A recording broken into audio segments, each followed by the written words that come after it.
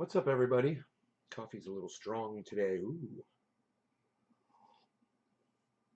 I didn't put as much creamer as I normally do. It's nice and strong. I like it. Very coffee flavored. Coffee. I hope you guys are doing good. Hey, four name girl. Four name girl. Four name girl. How's it going?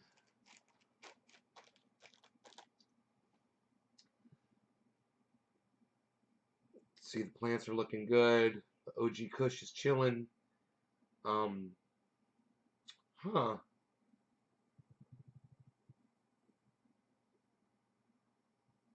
I hope we are live. Everywhere else, I mean, geez, we've got one person here. It says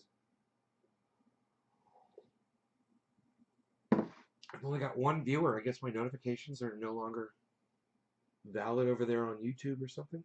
Let me see if I get any notifications here. Nays Garden, Hal Frackers, yes. Yep, all my notifications went out. Oh, people just don't want to watch. Let me see how you are. Okay. Wow, man. Wow. Hello. My notifications went out, guys. Where's everybody? You know I don't like to do a show unless there's people here. Where's all my peeps? Nick, hello, Nick. All right, maybe it's just a little slow start today. Yes, I am a little late for the 420 show. But you know, sometimes it happens. I'm not too sure that if I'd gone live an hour ago, there would have been any more people here with 4 people here right now. I wonder who the other 2 people are. We got Debbie and Nick. Who are the other 2 people? 4 people. Oh, it's terrible.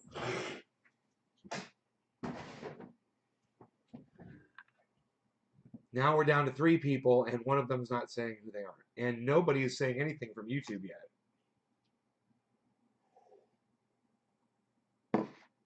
Huh. Am I connecting to YouTube, I wonder? I don't know. Had a little bit of a show for you.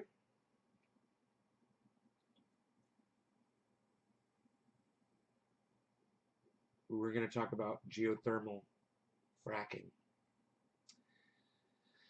Many times these companies that frack, they will tell you that they're doing, oh, no, we're not fracking, we're harnessing geothermal energy. But then they'll fail to tell you that they use fracking in order to enhance the geothermal retrieval. You know, yeah, they're all happy. They'll find some little a little steam out, you know, and they'll get all happy and they'll be like, yeah, that's great. It's only going to last so long, or it's only going to provide so much energy. If we really want to get down there to that energy, we got to start fracking, and that's what they do. They'll pump the poisonous water down there, and that poisonous water has to go somewhere, man. You love the grow update. Thank you, Nick. I've got Nick and Debbie. That's it. The 2 of you. Huh. It's the Nick and Deb show. Wow, that is the first time I've seen that camera disconnect in 2 days. Isn't that crazy? That camera has never disconnected. Hmm.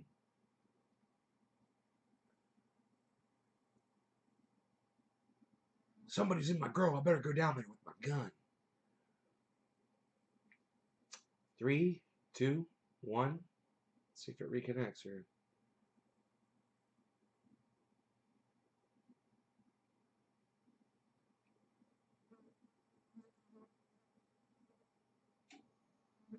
Oh. Who else here? I got Nick and Debbie so far, and it says that there's 5 others. 5 of you who cannot say anything on the stream, or 4 of you now. Huh. I guess people are popping in on YouTube or something, but nobody's saying anything from YouTube yet. You guys are scared of me? That's cool. You're scared of me? Scared I'm going to bite you?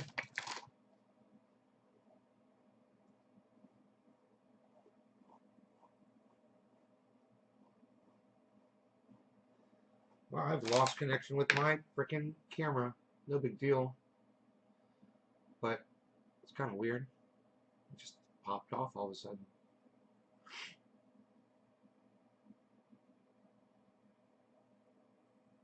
And yet, I see the camera right here. No problem, pops right up. Huh.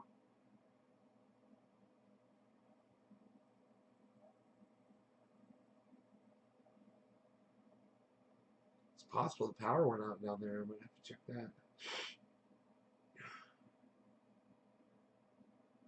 So I can't get any verification that I am live on YouTube, huh? And the only two people to say anything are Nick and Debbie, who I really appreciate, the two of you. Thank you so much. I'm going to turn off my camera. It's not working for me.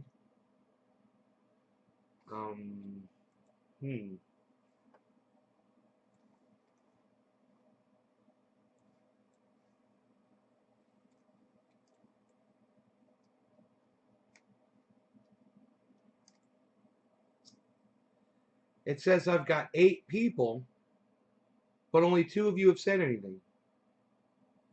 Hey, thank you, Bubble. Thank you. Good. Okay, good. YouTube's up and running. Okay. I don't know why nobody's saying anything or nobody's coming on the show, but it'll be the Nick and Debbie show. It's the Nick and Debbie show. The show's for Nick, and the show is for Deb. It's the Nick and Debbie show. Nick and Debbie, Nick and Deb. That is it. There's no one else here. So it's the Nick and Debbie show. Not a single other person can show that they can chat at that.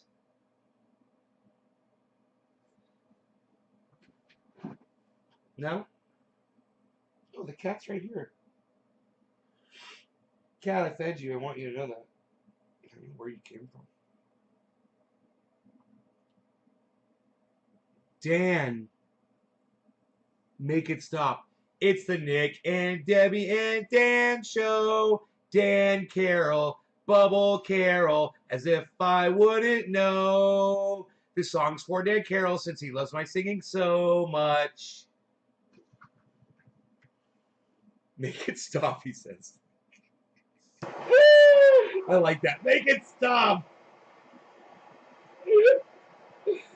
YouTube viewer Diana Michelle B. Michelle B. What's up, Michelle B? Stephen Culbertson dropping a 3. We got Michelle B. Greg Butts and BJ E. What's up, buddy? Nick Brown, I needed a show this evening, bro. It was funeral day. All right. Dan Carroll, Transparency. All right, here we go.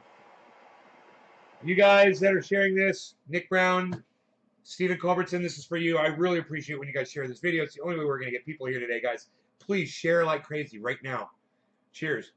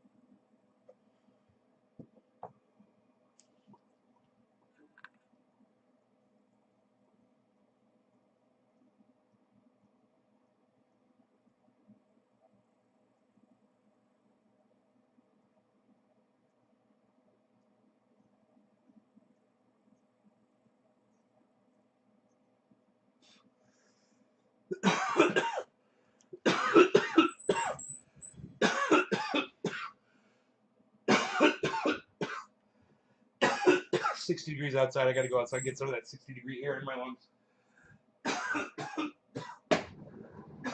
Oh, yeah.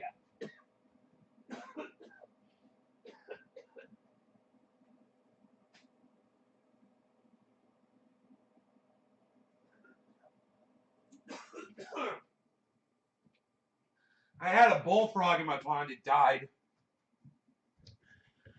unfortunately.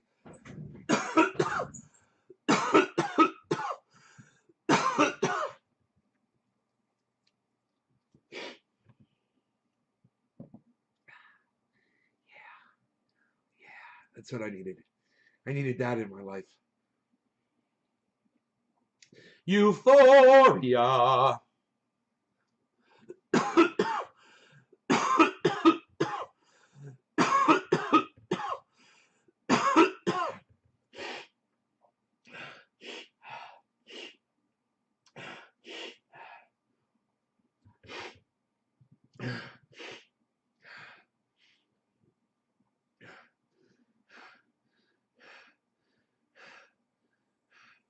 What a hit. Hit me. Holy shit.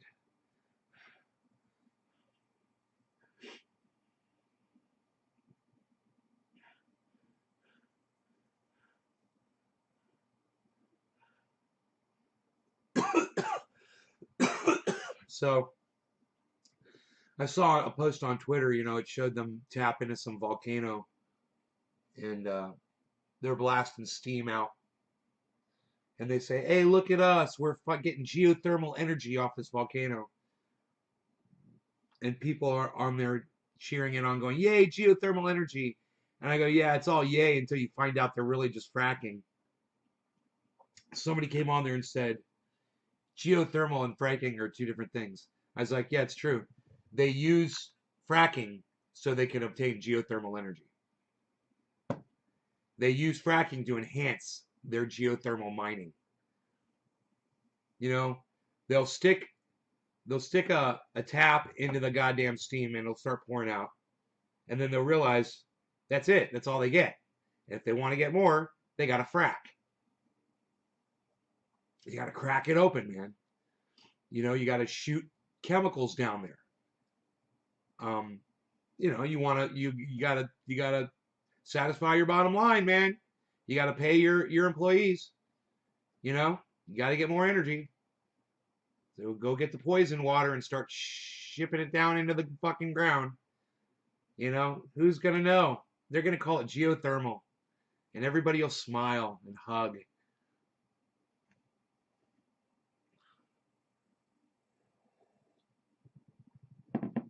There are clean alternative forms of energy out there,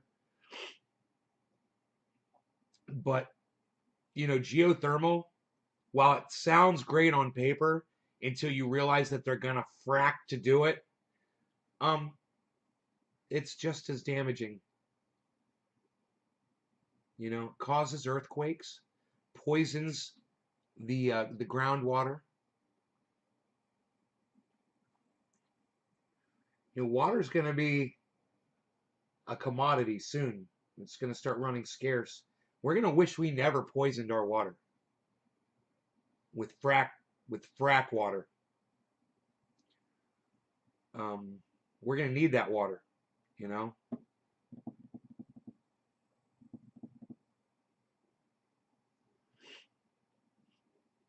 Rogi's good. He's sitting right over there on the couch.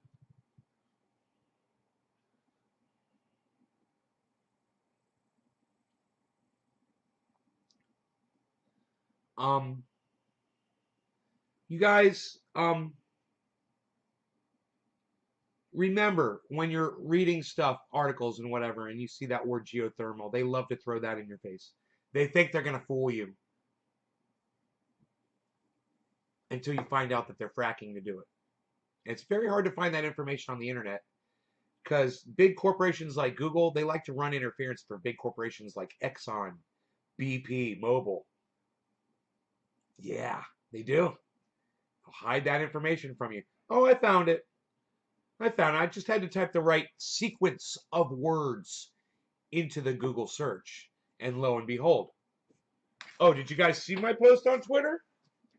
Or are you not following me on Twitter? Well, for those of you who didn't see it,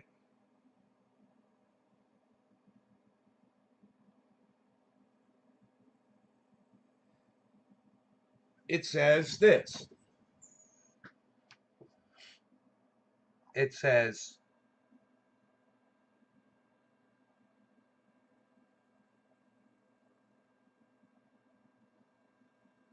fracking enhances geothermal by making cracks in hot rocks where none existed, allowing heat to be harvested from Earth's interior practically anywhere. Although this reduces the total power produced because of the need to pump water through the system. Yeah, and they're not telling you what kind of water they're having to pump through the system. That it's not really water, it's fucking toxic chemicals. In fact, it's gotten so bad, motherfucking cuck bitches like Barack Obama and Donald Trump made it so that these corporations don't even have to tell you what they're putting in their frack water, poison water. Yeah, their toxic fucking stew that they pump down in the ground. Yeah, lovely, lovely Barack Obama, ass licker of Wall Street, and your hero Donald Trump have taken away all the regulations from these fracking corporations. We have no idea what they're pumping down there. You know, it could be the blood of young children. You wouldn't even fucking know because they don't have to report it anymore to the government. Nice, huh? You know, the IRS will come after you and audit someone who makes $45,000 a year. But they'll allow these fucking corporations to pump the blood of children into the ground, you know, to poison it. I mean, come on. Eddie, welcome home, buddy. Trendy orca in the ocean of knowledge that comes out of your mouth. That comes out of your mouth. I don't know if I like the wording of that, but that's kind of funny. The ocean of knowledge. Oh, you're funny. All right, so get me some people here, Trendy Orca. Retweet this on Twitter. Get some Twitter folks here. And we'll smoke.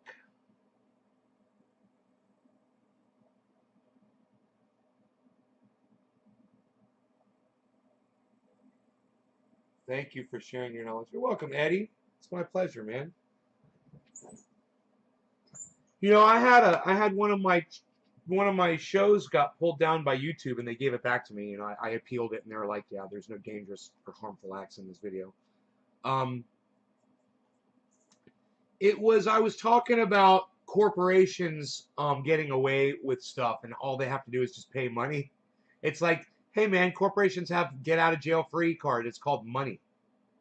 And if you have a lot of money, then you stay out of jail and then you can just keep doing the crime. Because just pay the fine. You know, you're not going to jail. And we did a whole show about that the other day. It's about corporations, you know, and class action lawsuits. You say even though the people are suing these corporations for millions and billions of dollars, that corporations don't even feel it. It doesn't stop them from doing what they're doing. Why? Why? No prison.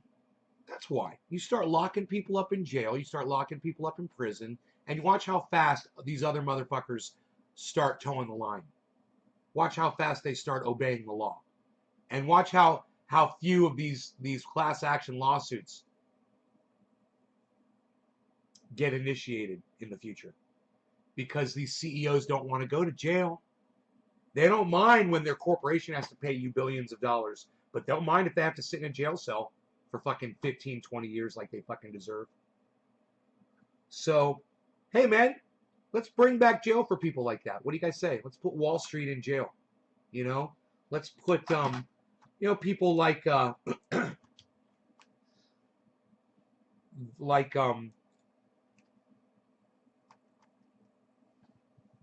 know, people that jack up the prices of medical supplies. I forgot that kid's name. You know, people who manipulate stocks intentionally to ruin people financially. People like Elon Musk. Hey, put Elon in jail. Let's put Elon Musk in jail for manipulating cryptocurrency. Hey, would you go to jail for manipulating the American dollar? Oh, you goddamn right you would. Um, and people that are lying to America's faces on national television, I think they should go to jail for lying. There should be a law that if you are a representative of the people and you lie publicly and you get caught lying publicly, you go to jail. You want to end the lying? You want to stop this Trump-esque mentality from that all of these, that this guy from Florida, Matt Gaetz, he just went public telling everybody that he was going to get a job over there at OAN or Newsmax. Both of them came out and said, dude, we wouldn't fucking hire you. We're not going to touch you with a 10-foot pole. You're a fucking child molester. Are you fucking kidding me? But Matt Gaetz, in his mind, he's thinking just like Donald Trump. I'm just going to ignore what people are saying. They're not throwing him in jail. He's not sitting in jail. So why not just keep lying? Why not just keep lying and making money doing it? Because that's what he's doing. And there's a lot of people that still support him that are throwing him money.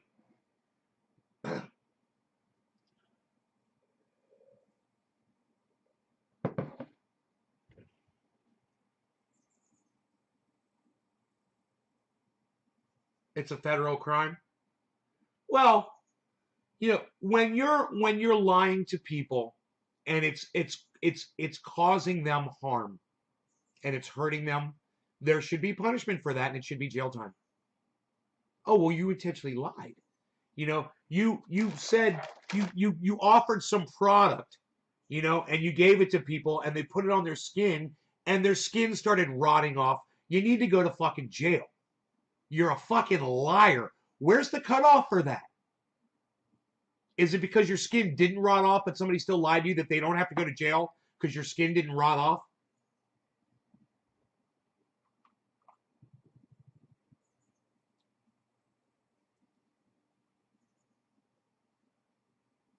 Lying under oath? Yeah. Well, Sean, what I'm saying is we don't hold these people accountable anymore. The the people who are supposed to prosecute liars, political liars, they've gone away. Where are those lawyers at? It was like we used to have special counsel, special lawyers, internal affairs, the FBI. These entities used to be the ones that would supposedly work for the American people to hold politicians accountable when they lie and their lies are hurting Americans or people abroad. It's, hey man, you guys are killing folks. Where's the recourse? Where's the process? Where's the justice? We've got 3 branches of government that are supposed to all keep each other in check. So when Donald Trump goes on national television and he lies to America and says that I almost called it Ebola, that COVID will be gone by Easter, where's the other 2 branches of government to punish Donald Trump for saying that publicly?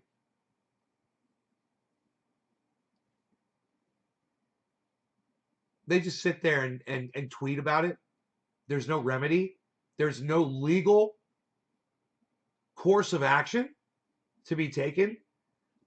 Well, I'm sick of being lied to. And you guys know how I feel about when people lie to me. I get really angry and I start yelling and screaming about it. Maybe you guys don't mind when people lie to you. There's a lot of folks out there that watch Ben Shapiro and he lies to his audience all day. Basically just name anybody on the right that just fucking lies and lies and lies to their audience and pushes a narrative that's bullshit. They love them. Their audiences come crawling back for more. People love being lied to. It's comfortable for them. And this needs to change. It's time for people to grow up and stop accepting the lies. It's time for people to start putting their feet down and saying, we've had enough, and we're not going to pay you any more attention. I heard that the Young Turks is losing their audience. That's fantastic, and they should. They're a bunch of liars. You know, this is what, when Alex Jones lied to his audience, people should stop watching him. You know, when Steven Crowder or Ben Shapiro or you know, Tucker Carlson or Sean Hannity are, you know, talking about how great Donald Trump is, and people are just like, I mean, you know, we hate the liberals and we love triggering the liberals. You know, Kyle Klinsky said something about this earlier. He made a lot of sense. He's like, but at what point are you going to sacrifice your own sanity or your own reputation of being on your own credit so that you can shame liberals? Is it that important to you? Are you a fucking child? Hey, Dom.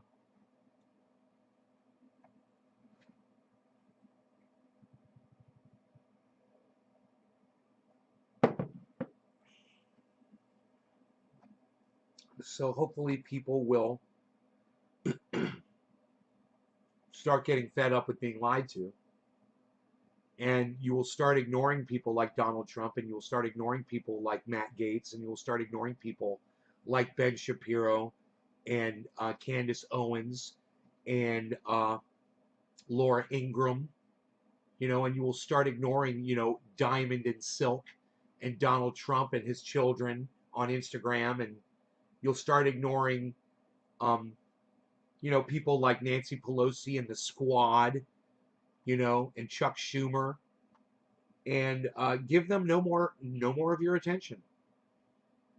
They deserve none of it, and hold all of them accountable, because that's their job. You make them work for you, and you don't owe them shit. You don't owe them your vote. You don't owe them your support. Just you tell them that you're the boss, and this is what they need to do for you, period. And you hold them accountable when they don't do it. That's all. When people start realizing that you don't have to ingratiate yourselves to politicians, that you don't owe them anything, that's when you're going to start seeing some change. You know, you need to stop. You see all these people on the internet that are pumping up the Squad, you know, or Joe Biden, or Kamala Harris. I've seen it.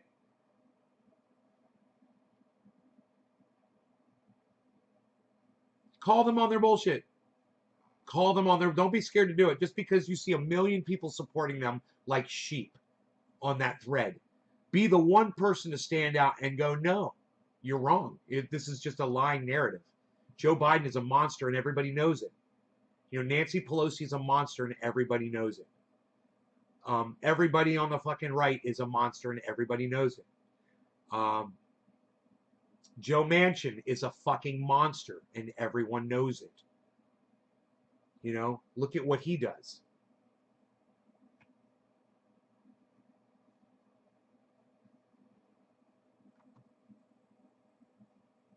So realize it, you know, and don't take shit from them anymore. And at some point, you know, Nancy Pelosi and Mitch McConnell and Joe Manchin and Matt Gaetz and Donald Trump and all of them, they're all going to get yanked out of their homes, and they're going to get strung up like they deserve. And that's how America's going to deal with being lied to. They're going to get so sick of, because these politicians aren't going to change. They're going to keep lying. People are going to get fed up with it, man.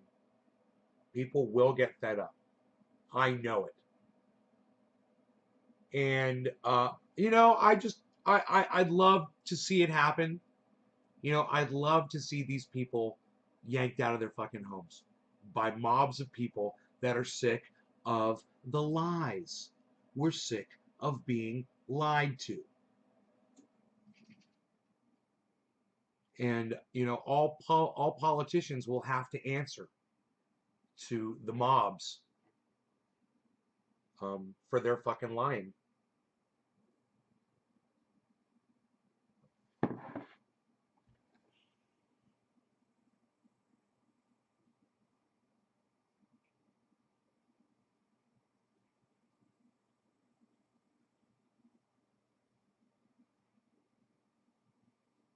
Right on, Sean. Villy and Neil is currently tripping. Really? Maybe I can give you some trippiness. Wouldn't that be cool? Let me see. I would have to go like this.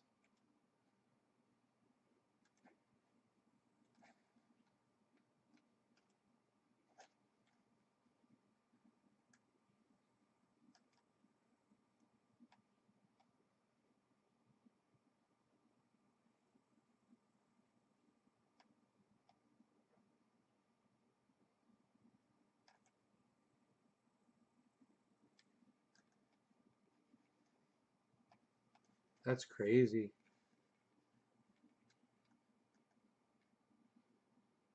It's like being at the barbershop.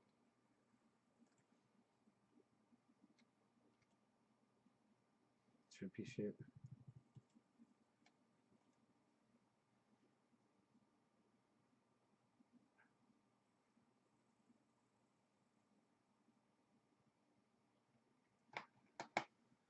So,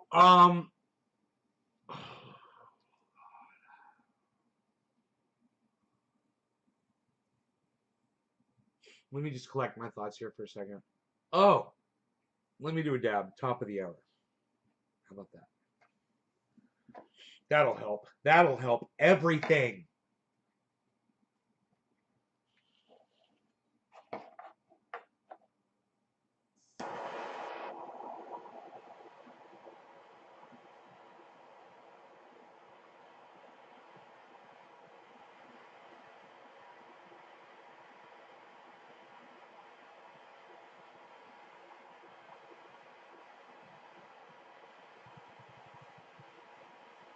Man, it only takes about 15 seconds to get this thing up.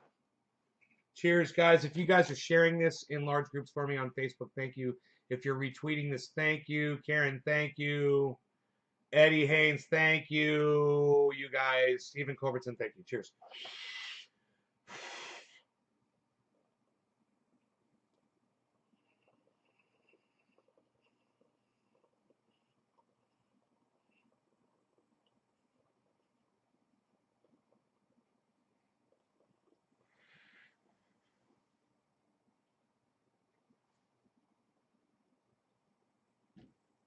Hey, Tula.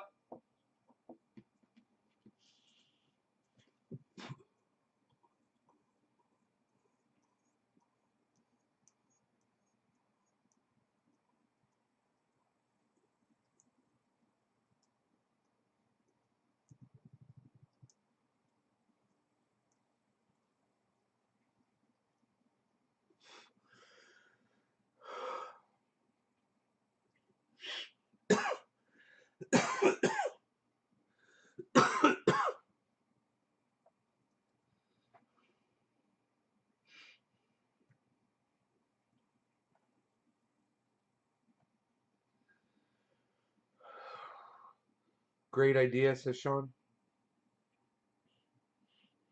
What, doing it up? Doing a dab, dude?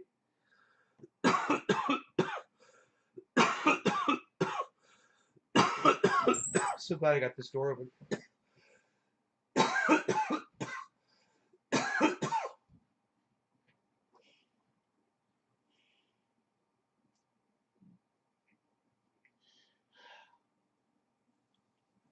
Let's do a little, let's read a couple of tweets on Twitter. That'll be fun.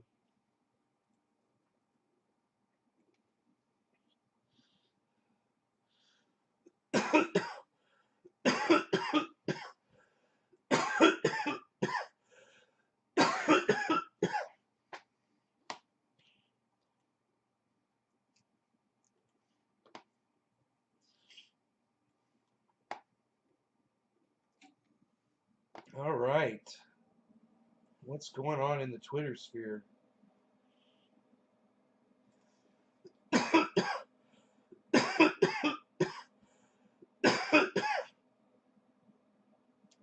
April 13th, when Doge hit 12 cents. It went from 4 cents to 12 cents in a day.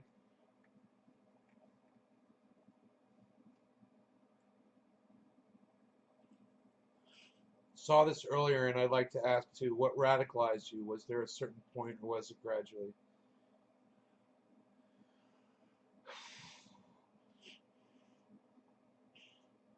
What radicalized me? Jimmy Dore.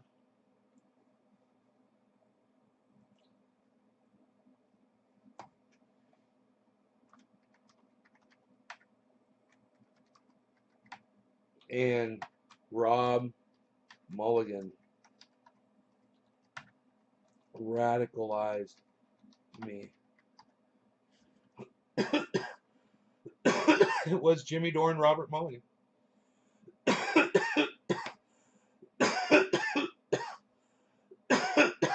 Let's see.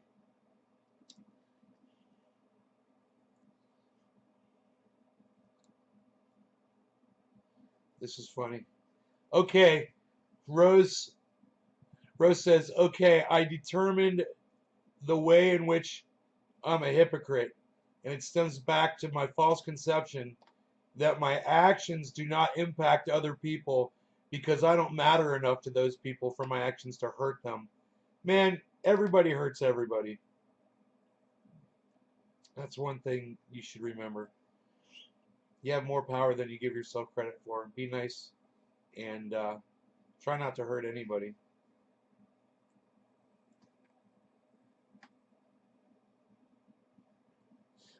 My coworker said I gave off Republican vibes, and it hurt my feelings. So I blew their mind with my Twitter feed. Nice, man. That's fucking awesome. I'm telling you, Americans are better than Joe Manchin. Didn't I just mention Joe Manchin when I said people need to be yanked out of their homes? Isn't that funny? You guys should all be on Twitter, man. Twitter's great. I fucking love it.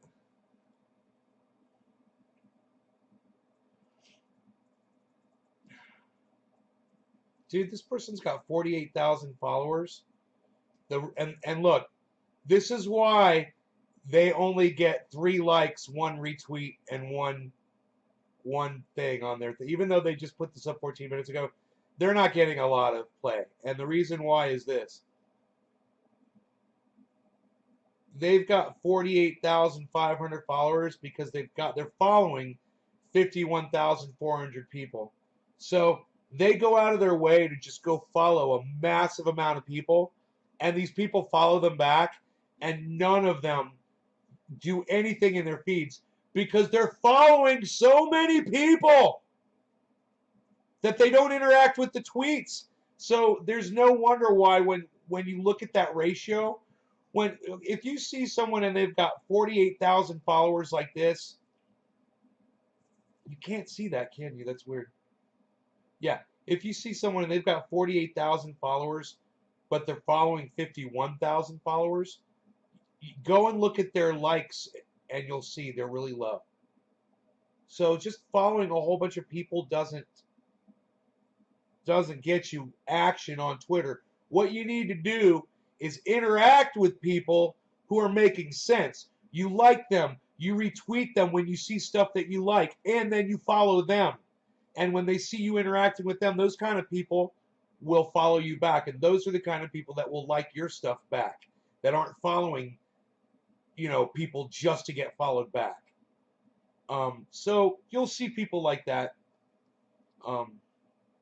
This guy just follows people crazily.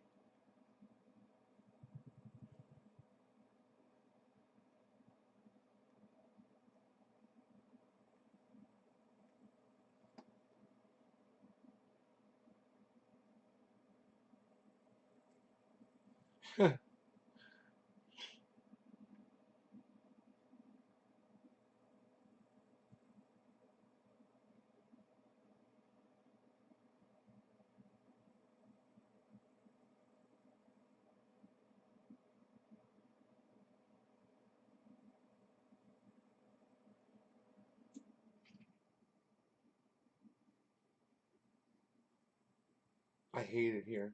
Rainy days. Wow, man. People are endlessly cruel and mean. God, who the fuck are you hanging out with? Holy shit.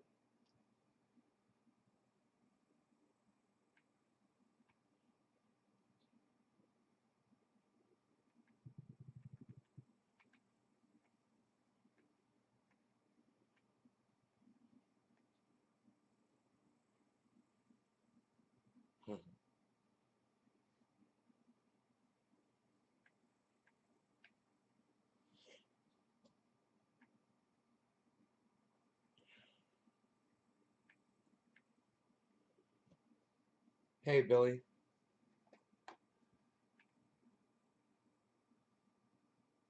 Da Vinci gave himself laser eyes.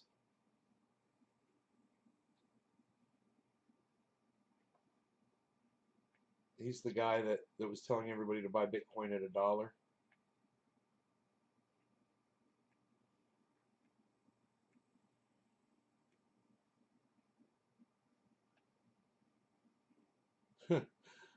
That's funny. See, look at this account. 49,000 followers, and she's only following 502 people back. See this? That's someone who is interacting on Twitter, who's not just following a bunch of people to be followed.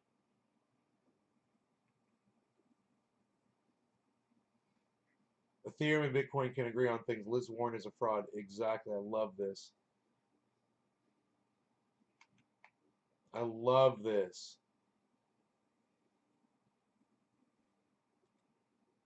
See, here's another one. Evan Van Ness. He's got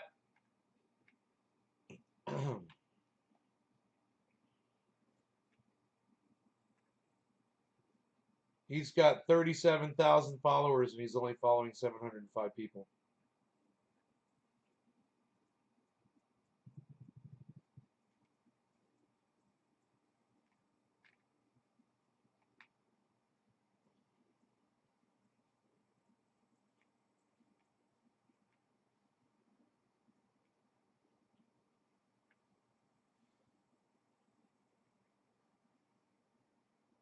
Gary Laser Eyes.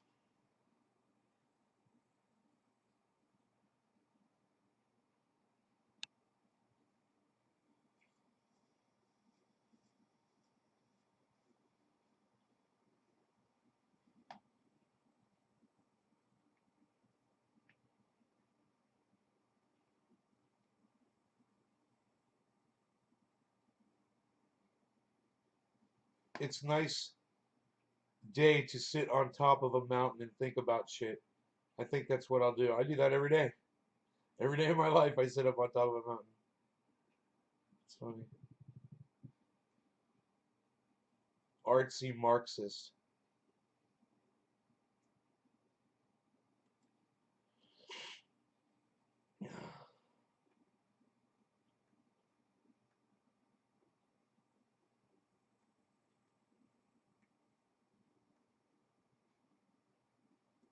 And the IMF program. I think the issue of having a dual tender in a particular economy is a difficult one, and that's certainly. Music will probably get me a copyright strike.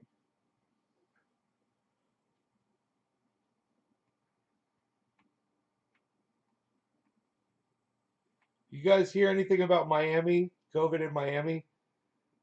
That I guess that they had this cryptocurrency conference in Miami, and there's people that are coming out of there that are saying they're really sick.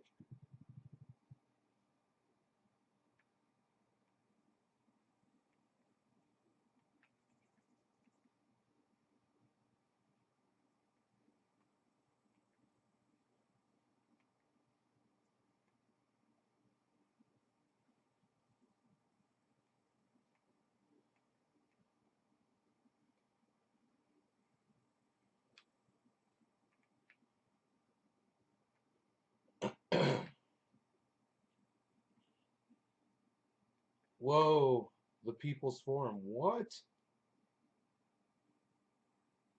Is this covered live?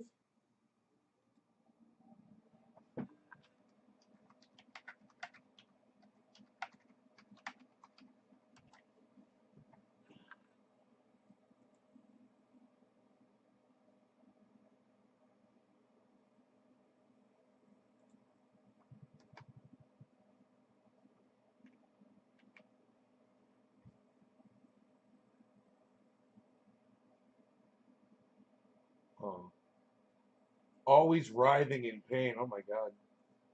Sounds like somebody needs some triage oil.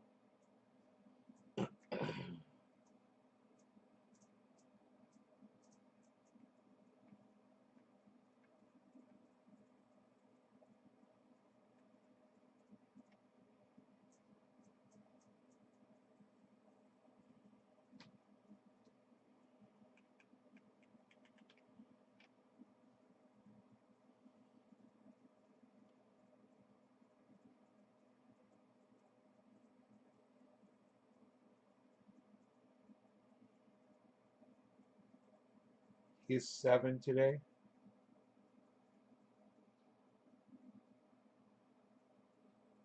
Gary Laser Eyes.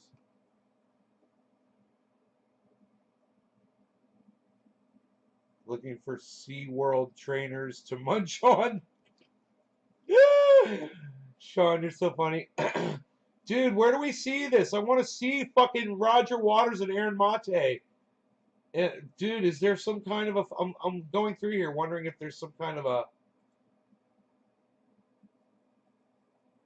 If there's some kind of a...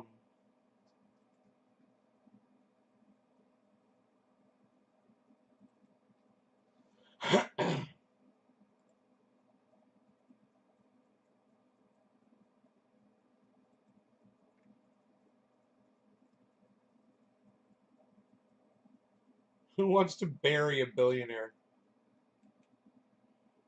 You know what's so funny was I just tweeted at Elon the other day, you need buried.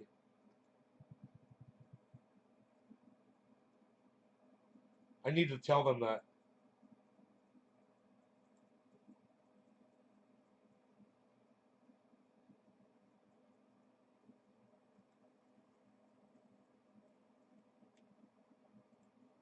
Dude, how do we fucking see this? I know. She's like, where?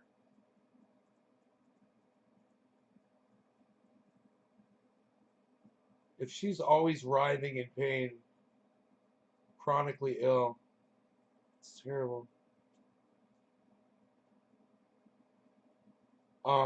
She follows me back, I'll offer her some free triage oil. Aaron Mate and fucking Roger Waters, dude. Let me find that shit on the goddams.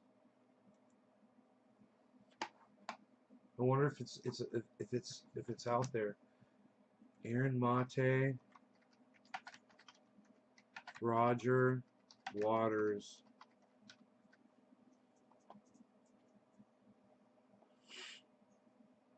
Live stream today with Roger Waters at 3. What? Oh, dude. Tune in here. Oh, what? Dude, I think I found it. Now I can bring it back to Twitter and show everybody I found it. Yeah, 2 hours and 6 minutes, guys. Holy shit, Roger Waters. And we are live. Glenn Greenwald. Oh my God, this is fucking... Live. I'm Ben Norton, joined by Max Blumenthal, Aaron Mate, and the amazing activist and musician Roger Waters. We're all fans of his, so it's always a pleasure to be speaking with him. How are you doing today, Roger? I live here. Thank you for asking. Oh, it's been a busy day, you know. Like most days are busy, but it's been, I don't know, the phone hasn't stopped ringing. And most of them are things where I go, fuck me, look, it's so-and-so. And I want to talk to them and I want to be involved in the whatever. I'm trying to remember what he wanted. Clive Stafford Smith, our friend from Reprieve, was one of them today. What the hell was he talking? I think he was, I can't remember what he was, but I know he wants something because that's what he's like. You know, it was Clive who a couple of years ago, I got one of his text messages, the phone went dum dum dum dum dum dum, or whatever they do. And within like 2 weeks, we were on a plane to Syria to go and pick up some kids who he had taken under his enormous wings. This wasn't like Angelina Jolie where she actually like, or Nicholas Kristoff where they like buy the kids and take them. This is like something else, right? Let me tell you this, young Blumenthal. I may be an old dotard, but I can tell the difference between Clive Stafford Smith and Angelina Jolie. She's got tits for a start. Oh, fuck! Otherwise, they look very similar.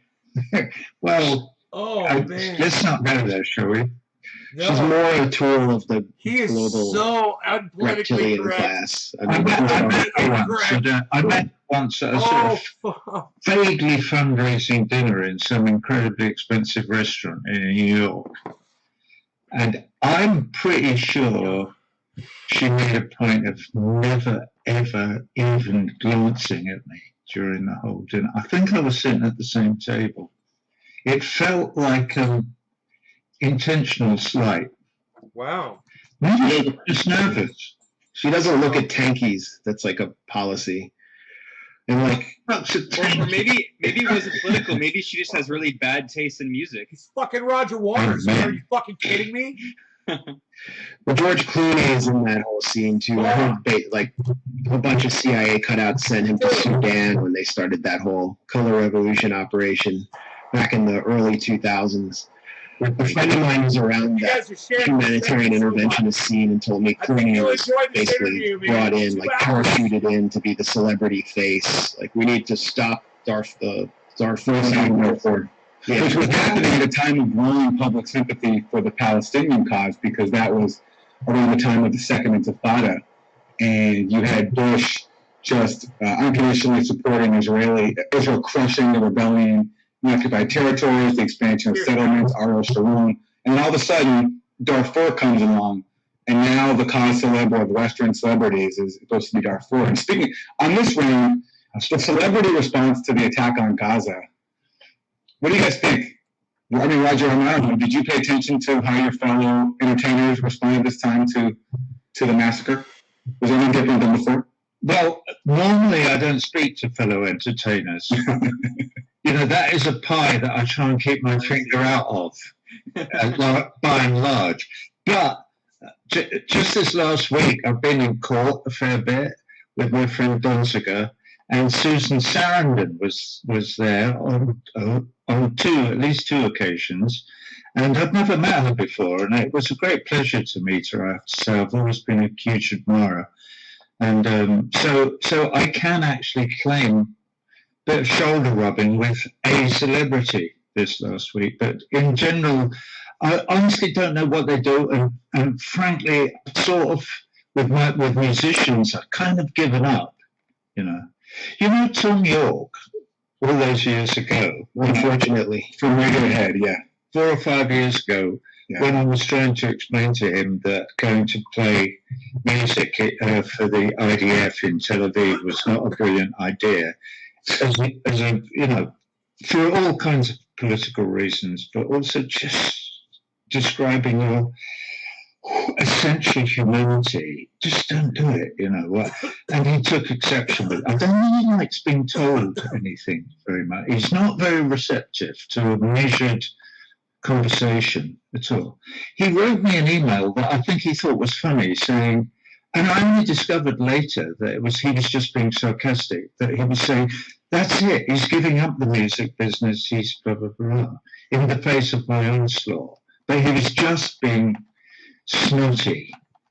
And I thought, fuck you, prick. You know, why? Why be like that? I don't get it at all. And actually, famously on stage, and I believe in Glasgow, which was the wrong place to do it, he snarled at the audience for having misgivings about him crossing the picket line and going, wow, with his band to go and play. He did, actually. It was a Scottish friend of mine whose mother hosted me during for a talk I did in Scotland, who's the head of the Palestine Committee in Glasgow. They brought out the Celtic AC Ultras, you know, who always wave Palestine flags at Celtic matches. They were the Palestine darling, Celtic. Celtic. Sorry. Call them Celtic. I mean, we call it soccer here, so I'm really struggling with the. I'm sure you were giving them a lecture on Yankee the over here. cleaning of sporrans or something equally close to their hearts, but nevertheless, sorry, go on. Well, anyway, York lashed out at them. They were waving Palestinian flags, and York lashed out at them from the stage. He actually gave them a finger. He had like a little tantrum, and he also had a tantrum online about people pushing, mainly led by you, pushing him towards to support BDS and not perform in Israel. And he said, "Oh well, my guitarist has a wife who is an Arab Jew or something." He pulled the like, "I have several black friends" card. Oh. I don't even know how it was relevant, but he had a meltdown. And can I just state my opinion that Radiohead is sonic wallpaper for the lifestyles of bourgeois office drones? I mean, Hey, I cannot stand Radiohead. It's not my favorite band, but they have some good stuff. And I gotta say, Johnny Greenwood does good film scores, but he's very different from Tom York.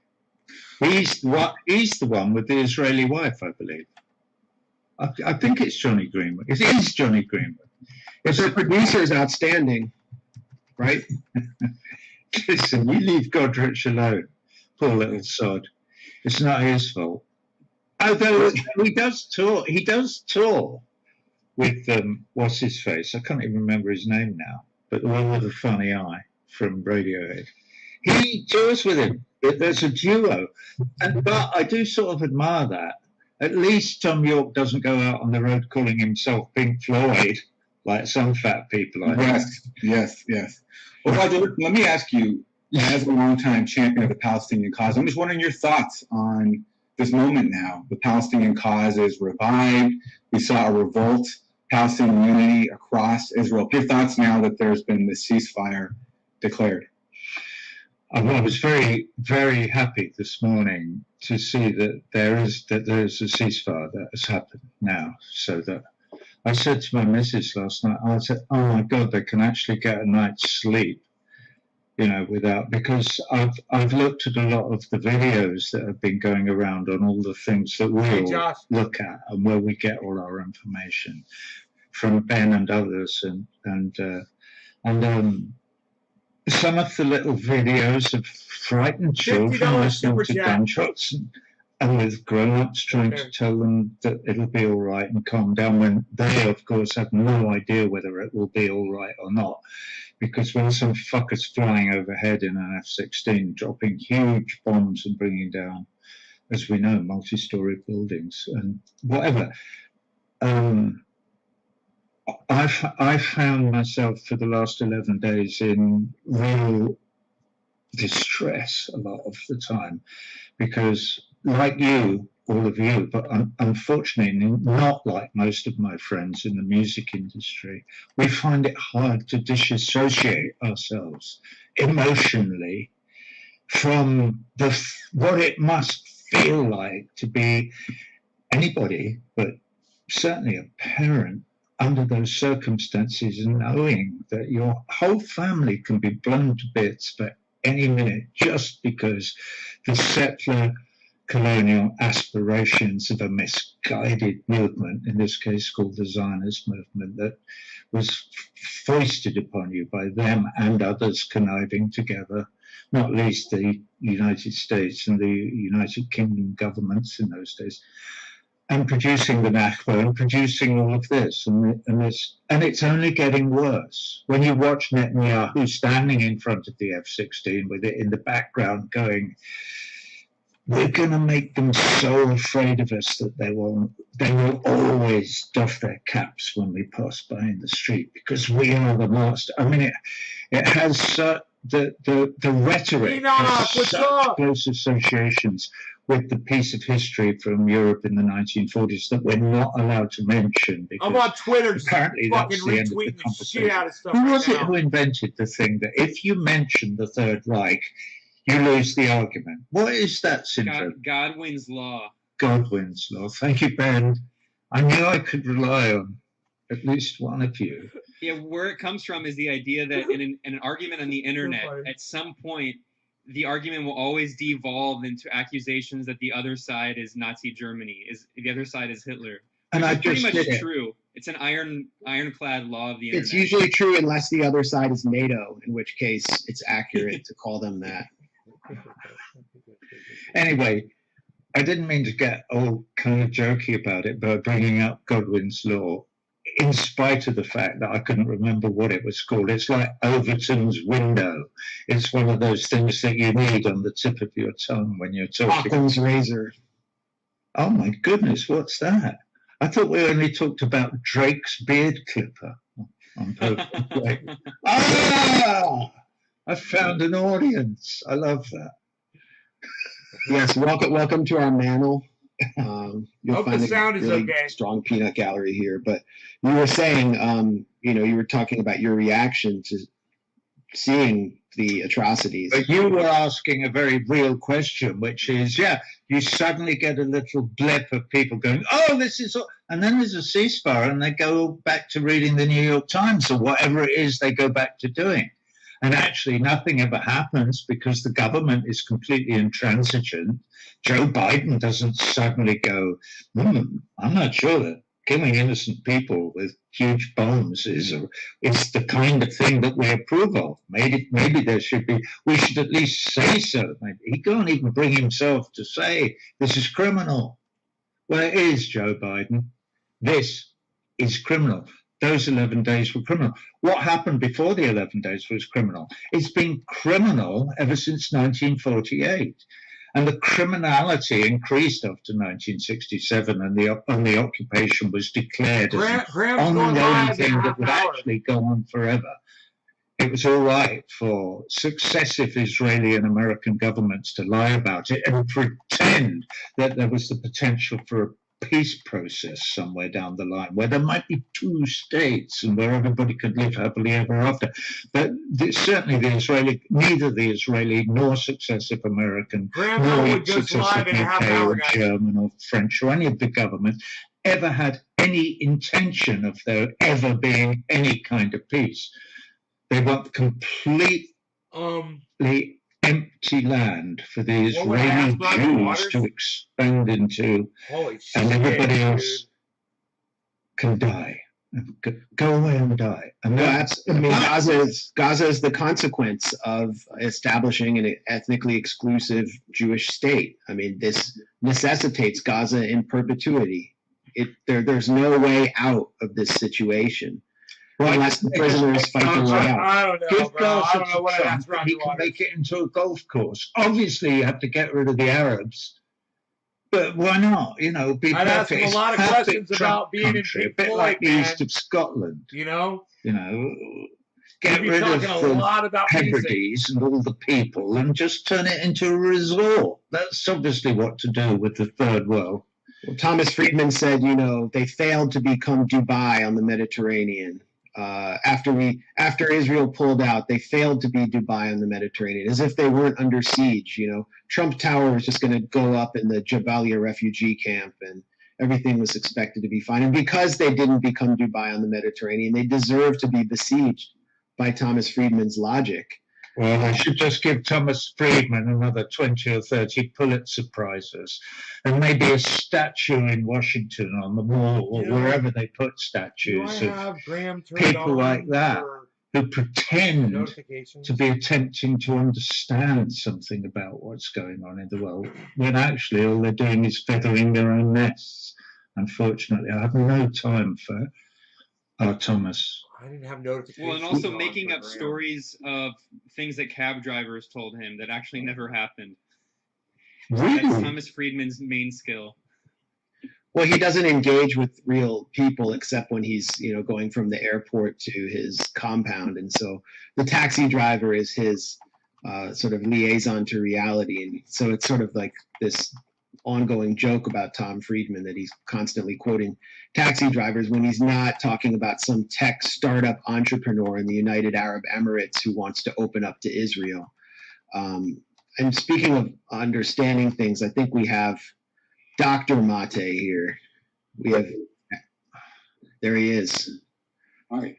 So we have two legends here. We have Roger Waters and Gabor Mate, who I guess, have you all ever been in the same room together? No, and I'm pretty nervous about it because it was listed at my website today that I'll be on this event, and several people wrote, "You're going to be on with that notorious anti-Semite Roger Waters." Oh! I'm sorry to be here with this notorious anti-Semite. You're afraid. Dude! You're afraid. What about me? Anti-Semite. What's going to do to me, you know? Unreal, Yeah, man. Max Blumenthal too. Don't forget notorious anti-Semite Max Blumenthal. Yeah, I was Such number asshole. 4 on the Simon Wiesenthal top 10 anti-Semites in 2015. Congratulations. You must have Yeah. Congratulations. No, that's Cliff Richard. Eurovision 1950 something or other, I would guess. So, Gabor, what we just got Roger's reaction to the last 11 or 12 days of it was a military escalation, and yeah, it was there were several massacres in the Gaza Strip, but Palestinians are celebrating across Palestine. They fought Israel to a stalemate. Israelis are very upset. The Israeli Military Intelligence Command is frustrated. The Israeli press is calling this ceasefire useless and Graham L would like crazy. my tweet on Twitter just now, guys. You know, Israel As feels I'm like a sitting here frustrated tweeting. beast right now. There's footage from the old city of Jerusalem of Palestinians celebrating and So nice, taunting because I Israeli thought they were soldiers that ignoring just me, man. 2 weeks ago were attacking them, arresting them, beating them. It feels very much like David has struck a blow against Goliath within Palestine, but there are also over 230 dead, over 60 children dead. What's your reaction? Well, you know, first of all, thank you for having me. I was one of these Zionists. I grew up, at least as a young adolescent and into my late teens, early 20s, really believing in that dream of the Jewish state.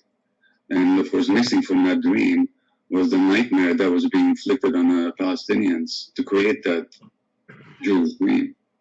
And as some have already said, there was no way to create an exclusive national state for one people when there was another people already living there. So all the cruelty and all the dispossession, it had to happen. And it did happen. And at that time, it was justified as, well, we were so hurt, we were fighting for survival. Okay, if that was ever true, and I no longer agree with that point of view, if it was ever true, it's certainly not true now. And when after the first Intifada, I visited the Palestinian territories, I cried every day for 2 weeks that I had actually bought into this nightmare, because even then it was horrible. The cruelties, the daily brutalities of the occupation, the injustice of it, the sheer effrontery that I, as a Jew born in Hungary, could land in Tel Aviv airport tomorrow and claim citizenship, where some Palestinian who was born there, whose ancestors were rooted in that land, can't even visit as a former refugee, as a refugee. The sheer injustice of it. And then, you know, I traveled around the Palestinian territories with the medical delegation. These days, when demonstrators in Hong Kong throw stones at the police, or demonstrators in Myanmar use slingshots against the army, the New York Times celebrates them. When Palestinian kids throw at the police, stones at the police, they're criminals. And who the army is justified to suppress. I have something in my hand here. I'm going to knock it on the table. This is one of these so-called rubber bullets that I picked up in the occupied territories that were shot at the heads of Palestinian kids. Rubber bullet, it's metal encased in sheer plastic. And so this is how fair that fight is. And so when something like the current situation happens, what people never hear about is the daily background. Daily, Palestinians in Gaza were marching to the border, demanding the right of return. Now tell me, if I have the right to return having been born in Budapest, with my ancestors maybe 2,000 years ago having lived in the Middle East. Why doesn't the Palestinians have a right to return? But when these Palestinians demonstrate peacefully, they're shot and killed, and their deaths are not even recorded in the newspapers here. So my heart really hurts when I see this happening. And I people out, if you support the Palestinians, you're a Hamas supporter. No, you're not. But Hamas is nothing compared to the terrorism of the Israeli government. We're talking about a government that was capable of killing 20,000 civilians in Lebanon in 1982. And then you complain about Palestinian terrorism? Oh my God, that's a $200 super chat. What's lacking in this conversation is a complete lack of perspective. My bad. I don't know. One does not have to support the policies of Hamas in order to stand up against this injustice. My bad.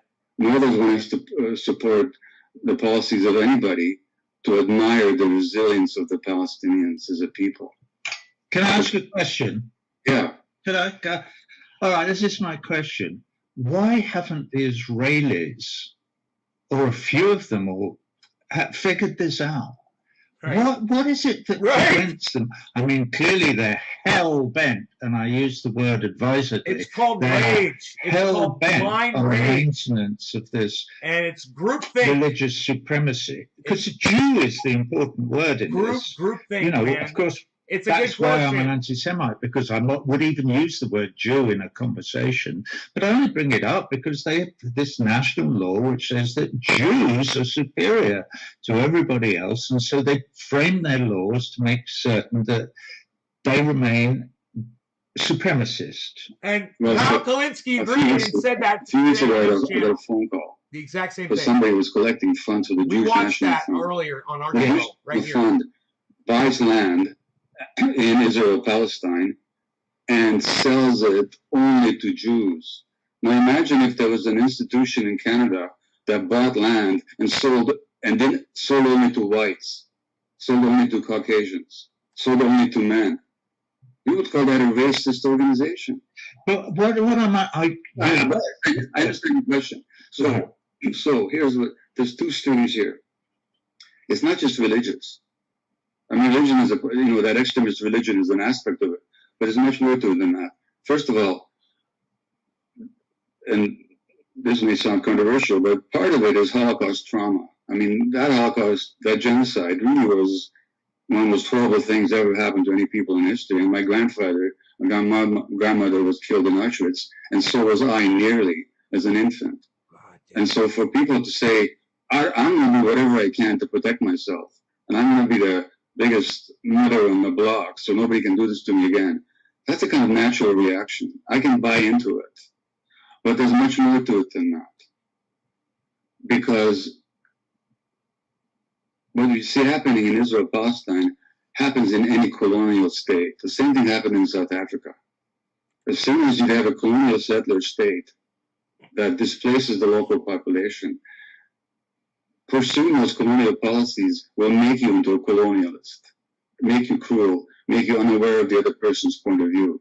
Most white South Africans had no idea of what was happening in the township. And I've been to Israel, and most Israelis don't have a clue about what's happening in the Palestinian territories. Are they debating? No, they're not debating. It's not true that none of them are having a conversation. Some very brave voices, Israeli soldiers who refused to go to the territories, who'd rather go to jail. Israeli pilots who denounced the bombing. And let me tell you something. Israeli journalists Roger Waters asked a legitimate Gideon question. Levy and Amir Haas, Israeli historians like This Ilan guy's Pappy, answering it really good. who are fully clear about what's happening. But most people don't want to hear. And let me tell you a story. I read the autobiography of Albert Speer. Speer was Hitler's economics minister. And he spent 40 years in Spandau jail as a war criminal. He was nearly executed, but he wasn't. And he had kind of a turnaround at some point. And he wrote in his biography, I was often asked what I knew. He said that wasn't the right question. The right question was not what I knew, but what I could have known, but chose not to. Wow, right? He says, because there's all kinds of hints about what was happening. that I didn't want to pick up on. I didn't want to know. And that's what's happening right now in Israel and around the world. Right? But this is not Hitler's Germany. You can go online. Point. You can listen to Jewish historians like Norman Finkelstein, Ilan Pape, Tom Segev, a whole lot of Israeli historians who've uncovered their history. Why don't people find out? Cheers, guys. Because Thank you they're for sharing this identified video. with I hope this you guys are image, enjoying it. So and glad they you don't found want this to let video. go. Remember, And they Graham Allen report goes them live too in much. 20 minutes. You question it. We're going to cover To that question- next. You question it when your Break entire from this and identity go to falls Graham apart, Allen. and you have to reconstruct it, and that is absolutely For a terrifying. change of gears. And there's Thank you, self-censorship John, in for getting Israel this, guys. Cheers. as well. In my I hate to plug my book, but actually I love to plug it. I'm not sure, Gabor, if you're familiar with Dr. Daniel Bartal from Tel Aviv University, who helped pioneer the field of trauma studies based on his research on Jewish Israelis, particularly military veterans. And his work kind of inspired me to do this book because he wrote about how in 2009, with the election of Netanyahu, Israel had entered into a transitional phase that was very psychological. The right-wing mentality had been consolidated through this continuous indoctrination into the narrative of the exclusivist version of the Holocaust, that they will commit genocide against us if we give them 1 inch. And he found in his studies that Israeli Jews who had survived the Holocaust or experienced it themselves had far less racist attitudes than Jewish Israeli youth who were educated on the Holocaust or taken to Auschwitz to go on the March of the Living, where this was part of their indoctrination into military service. So it was, I said, I'm going to go there, live in that society as much as I can, and then convey that picture back to the U.S. because this is what will this is the trajectory Israel is on, and it's that psychology that's instilled in the youth that is making them even more right wing than Netanyahu.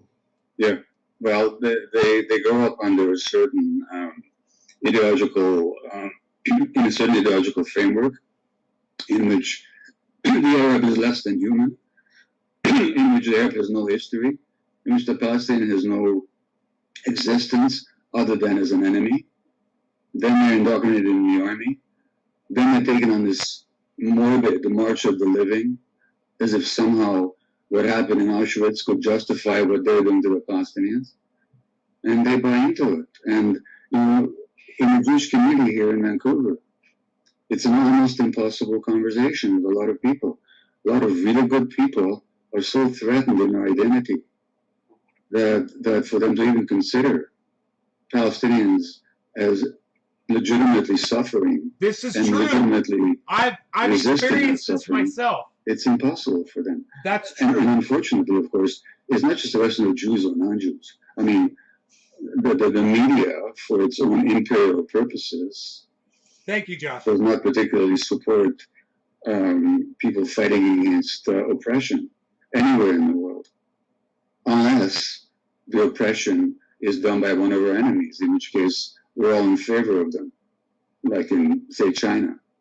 But if the people fighting the oppression are fighting against our allies, then they just portray it as terrorists. I'm not the first one to say that. You guys have made the point many times on your program. Noam Chomsky talks about it very eloquently. But it's not just Jews versus Palestinians. It's also the whole imperial system against the subjects of that imperial system. You haven't answered my question, with all due respect, Gabor. My question really was, for instance, and I'm sure you had read Miko's book, The General's Son. Miko Peled. He frames the question very eloquently in his book that his father was, I don't know, chief of staff. He was certainly an important general in 1967. And in Miko's book, he says that after the 67 war, Miko's father, among others, was suggesting, that's it now, they're crushed. We've shown everybody how tough we are and how well armed and blah, blah, blah, blah, blah. Now is the time when we actually make peace and do the deal. We've got 70% of historic Palestine. It's enough, blah, blah, blah. We can probably, incredible as it might seem, sun because right here it's soon. so inequitable, get away with letting them keep 30%, keeping the other 70% or so, making two states and going through the charade of, or maybe not a charade, but they've got this tiny country and we've got this big one and blah, blah, blah, blah, blah, blah, blah, blah. And they didn't do it. So in Nico's book, one is given to understand that his father was surprised by Ben Gurion and the others who said, are you crazy? We're never going to give them anything, not 1 square centimeter ever. You know, Eretz or whatever, it's not Eretz, but whatever it is, Greater Israel is our goal. We are going to keep everything. And if we can get Jordan too, we'll do that as well. Okay, so but what my question really was is how do they think they're going to get away with it?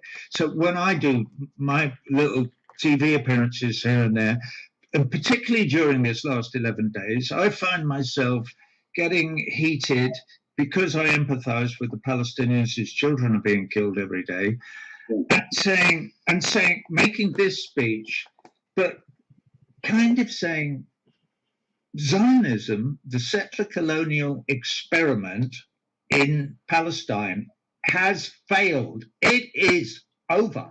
There is no way that you can get away with this. This is Israeli, sitting there in your apartment in Tel Aviv. It's done. I promise you that my voice and the voice of this choir and Max and Aaron and Gaba and Ben and whatever, our voice is growing. Your voice is just becoming more and more shrill, and more makes people want to go and get a bucket and throw up into it because you are disgusting. Your prime minister is a disgusting human being, right? And everybody can see it, and we all know it. It's untenable. So why didn't they take it in '67 and try it? Okay, or even later, you know? So yeah, well, of course you're absolutely right. But it's not true to say that it has failed. It's succeeding up till now. Up till now, if you're trying. And back in 1942, Hannah Arendt, the great German Jewish intellectual. Yeah, I know Hannah Arendt, yeah. So she said that it's madness to rely on the support of foreign powers and alienate the local population. It's madness, she said. She was talking about Israel-Palestine. I understand. And of course, it is madness. Now, Mati Pelad is interesting. This is Nico's father. I met him. I helped to bring him to Vancouver. And Pelad by that time was favoring a two-state solution and negotiations. You know what happened? He wasn't allowed to speak in the Jewish Community Center because the local Jewish community deemed that he was an enemy of Israel's security.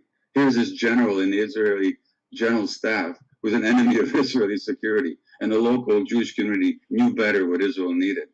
Mati Peled was quite right, of course, but it's built into the Zionist concept, so that in 1967, after that war, I did my research. I was a young student, 23 years old at the time, and I wrote an article, and I said Israel is never going to give those territories back, because the Zionist project is to take hold of biblical Palestine, which might include even much more than beyond the Jordan. So, you know what the madness is about? The madness is that they think they can do it. That's what the madness is. Now, why can they do it? Because they have always said the biggest imperial powers behind them. First of all, the British, and then the French, and then then now the Americans since '67. And I have three questions for those people that really think that Israel can get away with this. Number one, does America support the Jews because America loves the Jews? Does America support the Jews because the Jews control America? Or does America support Israel because Israel serves America's purposes? So that it's the latter one. Jews don't control America. There's a powerful Israel lobby, but they control the United States. And it's not a question of America loving anybody. It's a question that this little state, this little vicious bulldog of a state with its military prowess, is in the service of the empire. When that On that note, Gabber, I just really quickly want to share the video that confirms this exact same argument coming from the mouth, not of a progressive supporter of Palestinian rights, but of current U.S. President Joe Biden himself. Let's not forget that this is a speech that he gave back when he was in Congress. If we look at the Middle East, I think it's about time we stop, those of us who support, as most of us do, Israel in this body, for apologizing for our support for Israel. There's no apology to be made. None. It is the best $3 billion investment we make. Whether or not in Israel, the United States of America would have to invent an Israel to protect her interest in the region. Well, actually, America did invent Israel. Britain and America did invent Israel, and they continue to invent them. And so what I'm saying is that the madness, Roger, is because they have this imperial support, but they puff themselves up, thinking that it's all because they're so powerful and so great and so smart. That's their madness, and they don't realize that empires don't last forever. And even if they last forever, they change their allegiances. If Israel wants to know what happens to American allies when America has no more use for them, look at the generals in Vietnam. Look at a number of dictators in Latin America. That's what happens to American allies when the empire decides, buddy, you no longer need it. So the madness is that they've puffed themselves up with this artificial sense of prowess that's totally based on imperial support. And they're going to fall big. And Hannah Arendt's little comment about the madness of relying on foreign powers far away while alienating the local population, it's going to hit them big time. And I'm absolutely convinced myself that in 200 years or even less, my fellow Jews will look back on the Zionist interlude as one of the biggest disasters in Jewish history. Well, I hope you're right, but I hope it's a lot sooner than 200 years. I mean, because this is part of the work that we all do. You have other work because you're a doctor and everything, and I got you. Thank you. I apologize for reducing you to that psychiatrist level. Not only is he an anti-Semite, he also insults me personally. Max, speaking of the imperial role here, I want to ask you about Biden and what we saw from Democrats in Congress.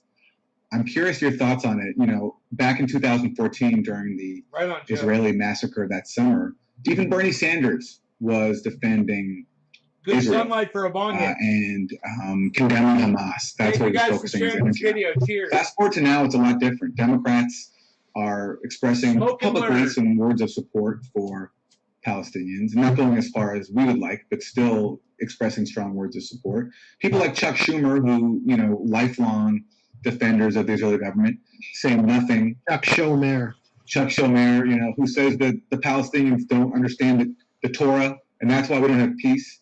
Right? Didn't he say that? he said that Palestinians don't, they deserve to be economically strangled in Gaza because they don't study Torah. Yes. They don't read Torah. He was speaking to an ultra-Orthodox audience. So this time he's quiet, and I'm just wondering your thoughts on what we saw from the U.S. this time, the changing language, the increased displays of support. You know, Bernie Sanders even putting a hold on that last minute, but still putting a hold on that proposed weapon sales. And I also want to ask you your response, because now there's talk now of Biden trying to leverage reconstruction aid for Gaza in order to weaken Hamas. There's a big article in the Times today which quotes Dennis Ross, veteran U.S. negotiator who, of course, always took Israel's side. He says, in a sense, you need to put Hamas in a position where they have to choose between their rockets and the well-being of Gaza. Well, I'll try to be quick, because I also have a question for Roger about this operation. Just we've all had our journey here as, me, you and Gabor were Jewish. Roger was a prominent artist. We all face enormous pressures to not take this position. We've faced these pressures, and we've overcome those pressures, and I think transcended the attacks and fear, and established for ourselves a platform to demonstrate to others that you can do this, that it's right. And, you know, for me, doing my book Goliath with a fairly major publisher, facing attacks from inside the nation from someone like Eric Alterman, who's just like this diminished figure now, who's just, who knows where he is. He, you know, that brought, I think, prominence to the issue of Jewish anti-Zionism, because I came out and I said, I'm an anti-Zionist. The problem here is a Jewish state. The problem here is the Israel lobby. The problem here is not just Netanyahu being a right winger. The problem is Zionism. And, you know, my parents, but my father in particular, he maybe didn't take that exact position, but he knew something was deeply wrong with the U.S. special relationship, like so many people in Washington. He didn't come out like your father is coming out now and speaking openly, but he hosted a book party for me at my parents' home in Washington. And I was This is fantastic. I just realized, you guys, this is from May 21st. So it was almost a month ago, 3 weeks ago. I'm so sorry. I thought this was from a couple of hours ago. I think they're doing this again, but this was the link that came up, and I am so sorry, man. This is the wrong one. But the good news is Graham Elwood's going live right now, so let's go find him.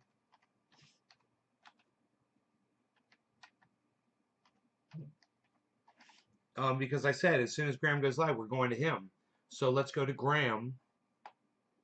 I just feel bad that oh, Copper Cab is live right now. While we're waiting for Graham to go live, let's watch a little Copper Cab. This is one of my favorite podcasters, guys. This guy is so freaking over the top. Oh my God, he's so fucking funny.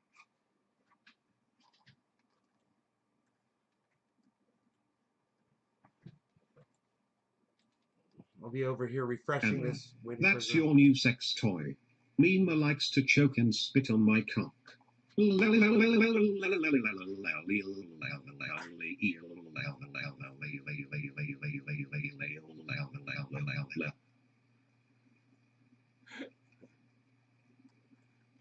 Are you done, Jeff? Do I need to get your bucket? That's it. Don't leave. Don't you fucking leave. If a single person, he will leave. The next fucking person that comments on my stream, the next person that interrupts me in my class, you will be going on the big board. I, the teacher, will write you up. Are we clear? Stop. Copper Cab is the best. You know, Copper Cab. What does it say about me? Copper Cab's got, let's see how many viewers right now. It says, and I quote, quiet. 167. Please. Quiet, please. I am asking you nicely. It is a command, but it is a kind command. When we are watching a video, oh my God. Lives that matter more. White lives, straight lives, male lives, binary lives, especially men, conservative men, Donald Trump.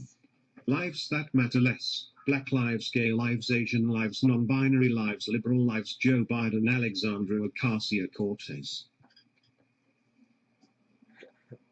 Cuts him off and he gets so mad, and it's so funny. Wait for Graham to go live here. Are you done now? Do not be rude to me, and do not be rude to them. When you interrupt me, you are not only interrupting me, you are interrupting them. When you look, people, do not be offensive, okay? When you offend me, that's a hate crime. Now I'm going to press play. Let's play a quiet game, okay? Okay? When the video is playing, you have to be quiet. No interruptions. If you do, you lose. Shh. Everyone put shh emojis in the live chat. Shh. Now, let's play. So what's going on down there? None of your business. I have had this many times. It's this fixation to know they have to know because what they see is unclear. People don't even bother. We're going to go to Graham Elwood here in a second. We're just going to enjoy this for a minute until Graham goes live. There's another video. Graham said 7 o'clock, and I'm supposed to be doing bong hits in the sunlight. You know? But, you guys, this is Copper Cab. I want to show you again. I don't know if any And he's live right now. You haven't seen it. And he's fucking This is hilarious. Ari, Gwendolyn, and Brinifer. They are in a polyamorous relationship, and they all parent They are so Hazel and beautiful. Farrow. Wow. We have a 2-year-old anti-gender baby and a 10-year-old who is non-binary. They have chosen I not love it. Oh my gosh. We don't know it yet. It's something that Sparrow's going to have to figure out and then tell us. Okay. Let's watch the video. Gender Let me fluid pause the freaks fucking deserve video. to be bullied, born Yeah. all until they jump into traffic. LGBT Let me suicide pause the video. needs to be 100% LGBT lives. Don't matter, put them all in the gas chambers and make their flesh into soap so they can be useful to society. Is he for real?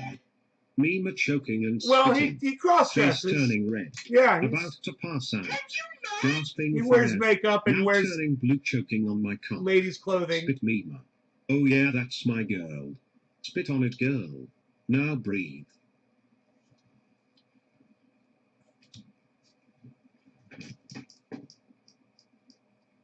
The My fuck, computer almost fell apart just now. the fucking thing on the camera just flipped down. That's so funny. That is so funny. His camera just did that. There, he sees it. Are you done now? Jeff and Guts, I just wrote you up. Be quiet. I wrote you up. I just wrote you up. Come on, Graham. Where are you, buddy? but their parenting approach is controversial. I have literally received death threats. So these people, Parenting approach is controversial. hold on. So these people, okay, have received death threats. Graham's live. Okay, Because Graham's they're live, not guys. We're going to Graham. Male or female, like.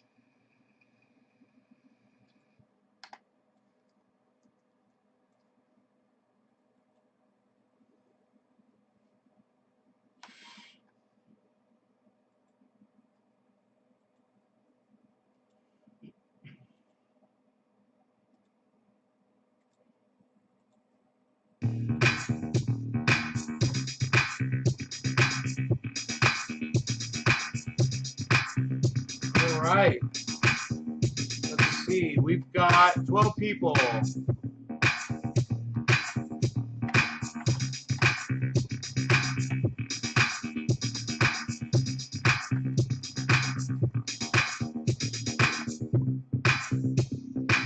Yeah.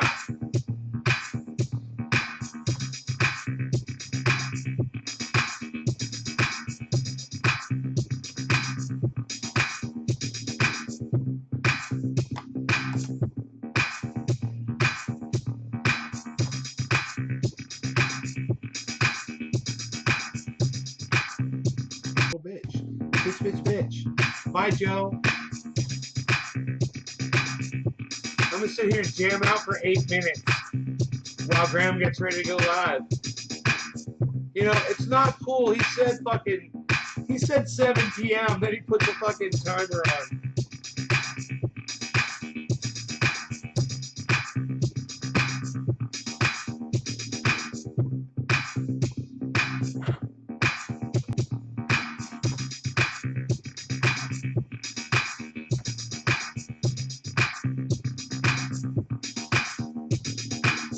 What's the matter, Joe? You don't want to dance?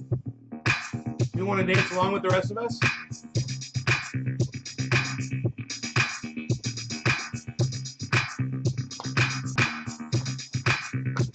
They're going to talk El Salvador. Oh!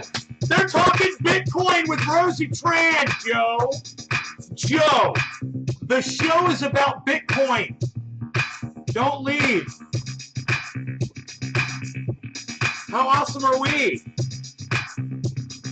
Hey, Joe, how awesome are we? We're gonna watch Graham Elwood.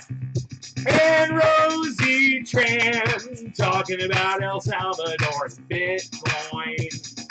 Joe, we're talking about Bitcoin. Rosie Tran does technical analysis. Rosie Tran does technical analysis. Chris P says this got it. Chris P says this got it. What'd I do? Where'd it go? Chris P's in the chat saying this guard. Chris P says this got it. Ooh, it's gonna go live. We're all gonna watch and have fun together. Yeah.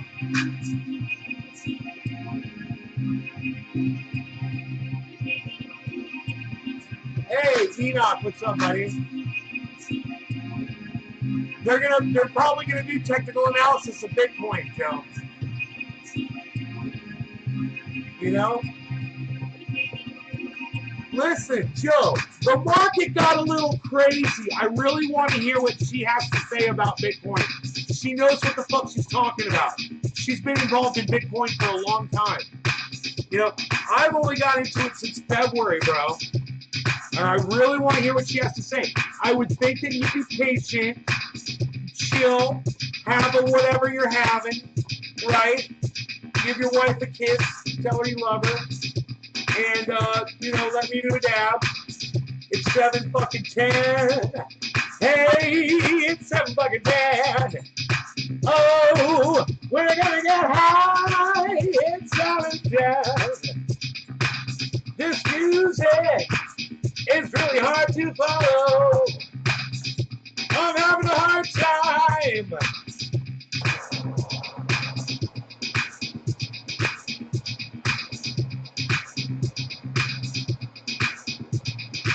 I don't know what the timing is on the chain.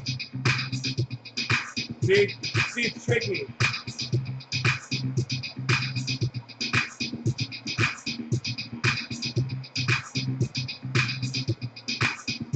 All right, here we go. Here we go. Everybody, now we're gonna do a big dab together. Share this video around on social media.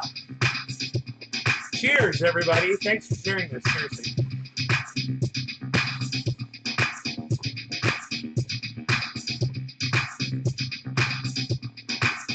It's fucking clogged. I was all pumped up. That's okay. I'm not blowing 710. I got a bowl ready, my friend. Cheers. Happy 710.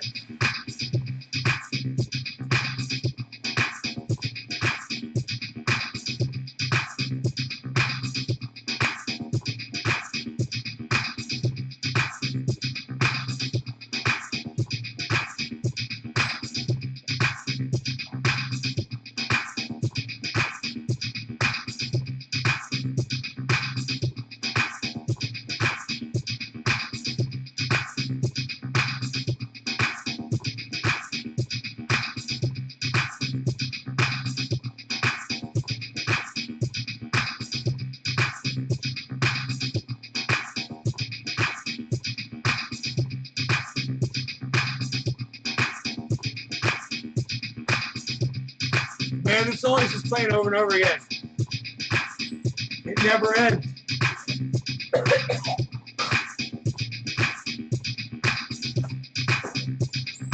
Hip hop, hippie, and hippie do the hip hip hop, and you don't stop. Rock it to the bang bang, to the up jump, the boogie to the boogie to the boogie to beat. Hip hop, hippie to the hippie to hip hop, the hippie to the hip hop, the hip hop to the hippie to hip hop, hop hippie to hip hip. Hippity hippity hip hop, hippity hippity hip.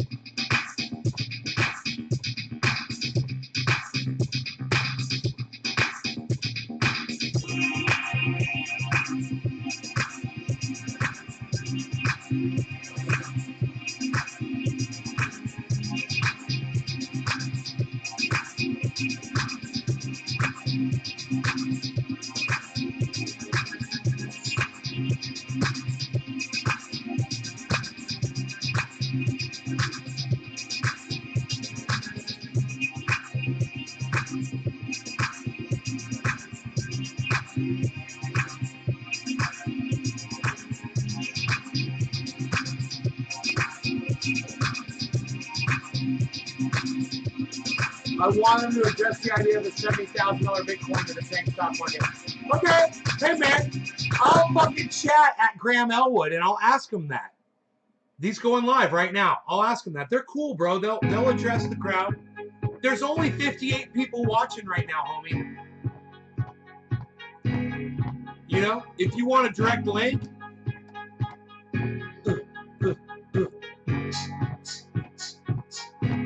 here's a direct link to his live chat. If you want a live chat in there.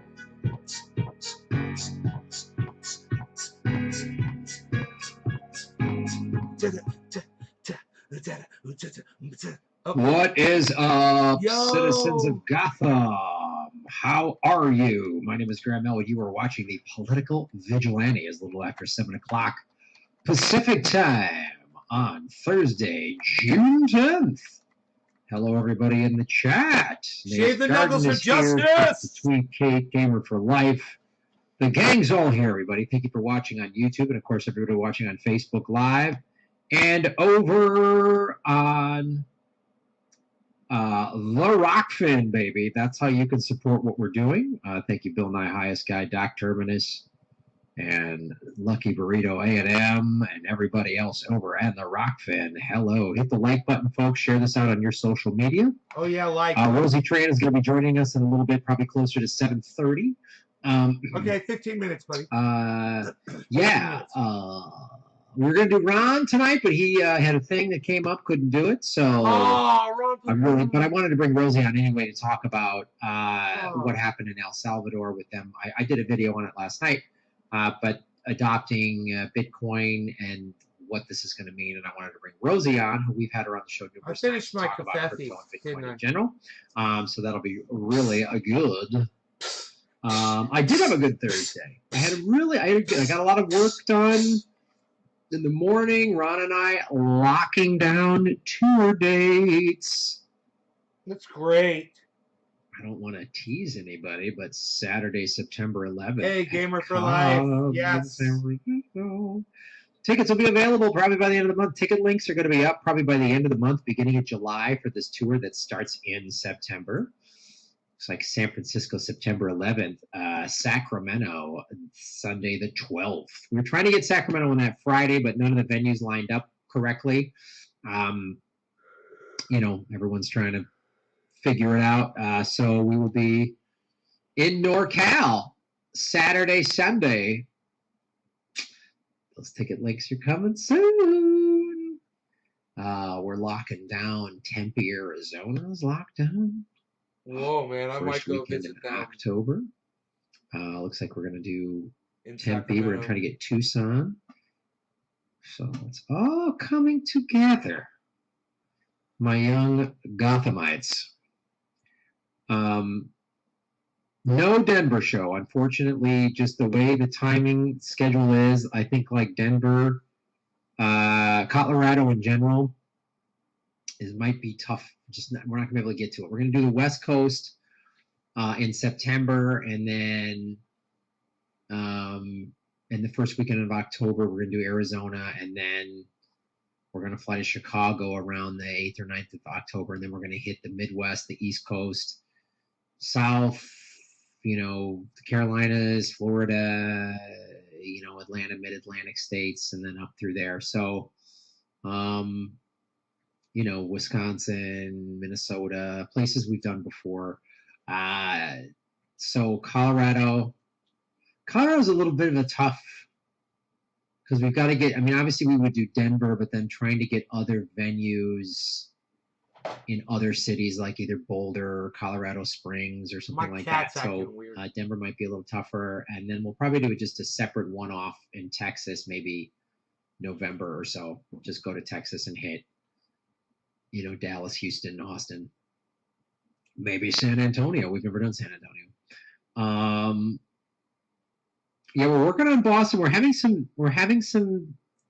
The venue we used last time, unfortunately, is one of the venues that didn't make it through the pandemic, which kind of sucks. And so I don't know. I think they're slow opening there, so we're just not getting a lot of response from various venues in Boston. But we are going to do New York City. We got that lined up. We're going to be doing DC. So if Boston doesn't happen, we'll do Boston and New England probably beginning part of next year or something like that. What is up, everybody? Yeah, we're going to talk about Elizabeth Warren's ridiculous comments. Let me actually see if I can find that, what Liz Warren said. God. Hey, Phil. What's So up, dumb.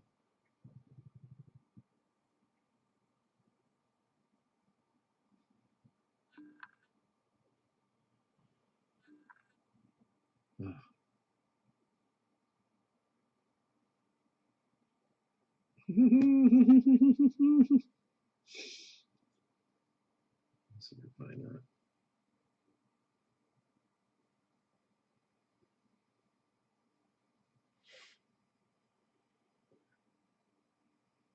See if I can get this. Let me see if I can get this lined up. For when Rosie joins us. Rosie Tran, ladies and gentlemen. Okay, here we go. Us. We're going to get right into the conversation. Oh, he says 10 minutes now. Yeah, that's right, 10 minutes.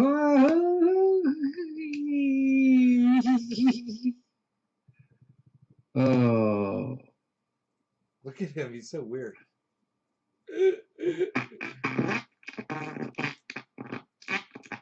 That's not good.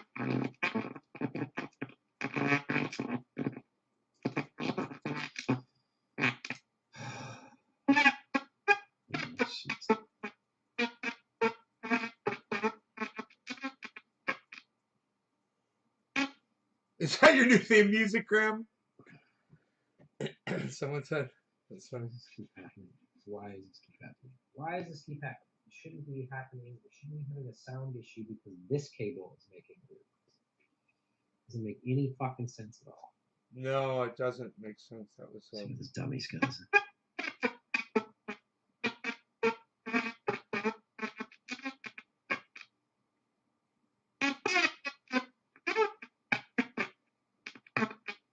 A digital reading. It sounds like a digital encoder reading mismatch to me.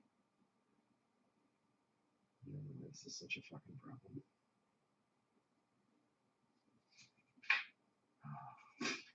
Technical difficulties. Please stand by.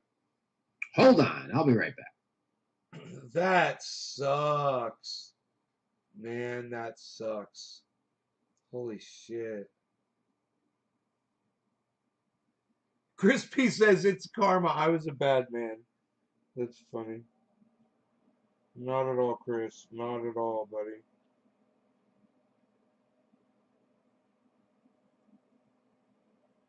Not at all, buddy. Not at all. He's picking up his neighbor's phone. He's picking up something.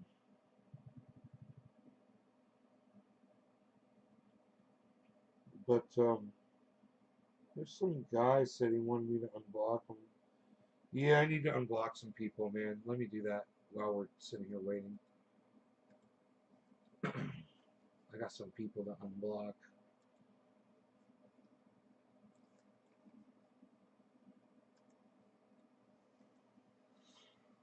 Let's see if we can do that. Oops. Let's see here.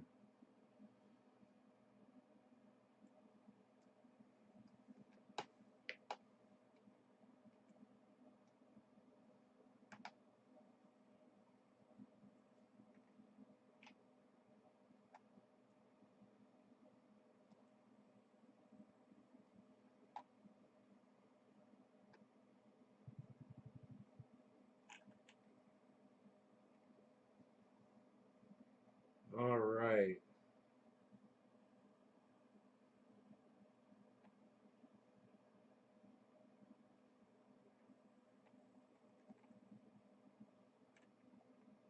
Okay.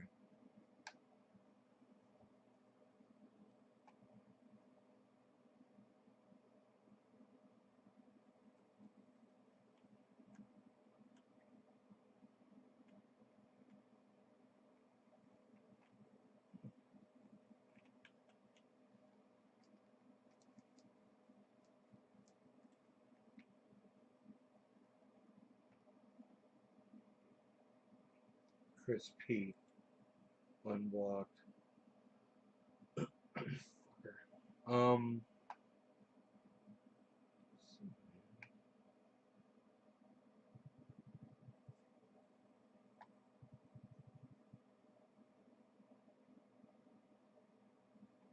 This other guy. Where is he?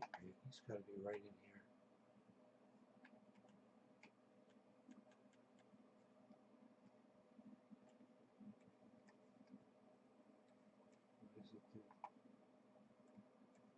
What does it do? You can't tell where to. He must still be on standby.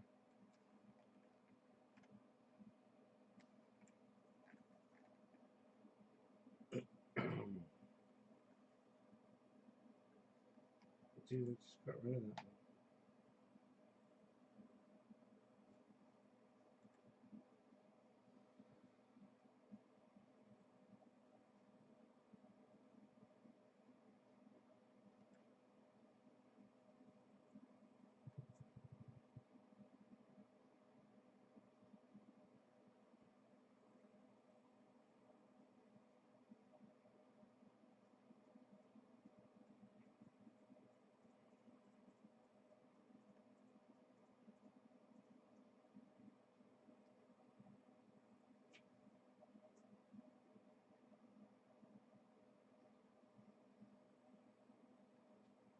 Oh. It's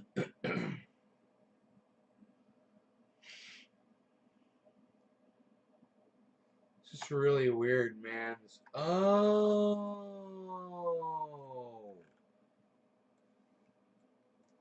Maybe that? No? Oh, here we go. Here we go. Oh, there we go.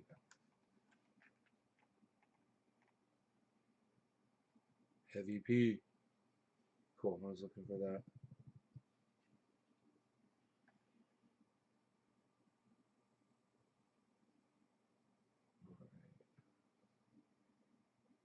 All of the, where's the fucking, oh, I guess I gotta go to YouTube and unblock over there too. But, that should be everybody on the, unblock me from the main channel. Okay, I'm gonna go look. Now, all the Billy Valentine stuff is unblocked. Alright, let's go over to the main channel on YouTube now. He's still on hold, this is great timing to do this. Let me see.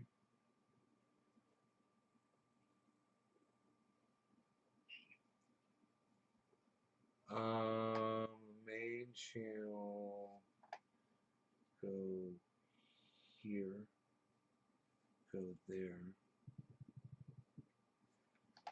go to,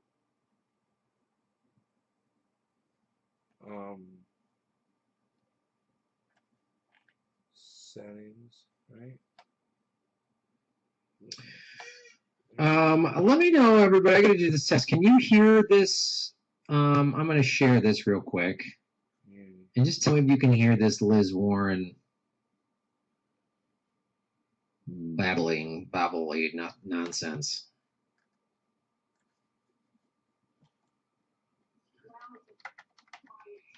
Can you guys hear this? Can you hear me and can you hear Liz Warren talking?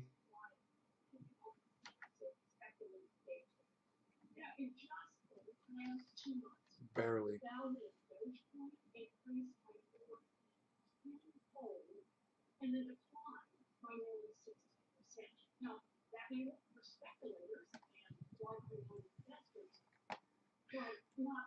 So you cannot hear Liz Warren. Let's see.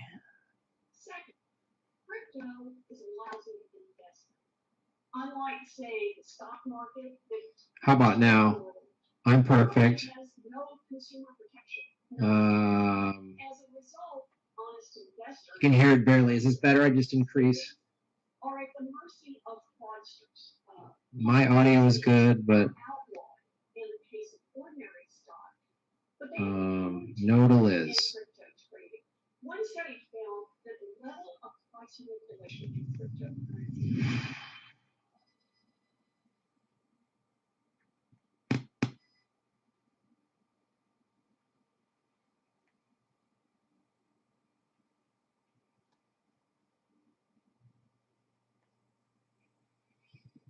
Let's try.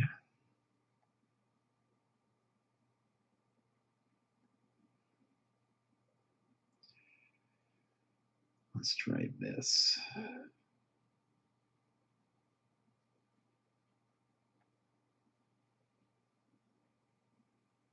That's going to screw my microphone up. Chris P. Ah, let's Boom. try this. Speaker. Now. Oh, no. Almost. How about that? And third, crypto has become a haven for illegal activity. I can hear it. It's just quiet.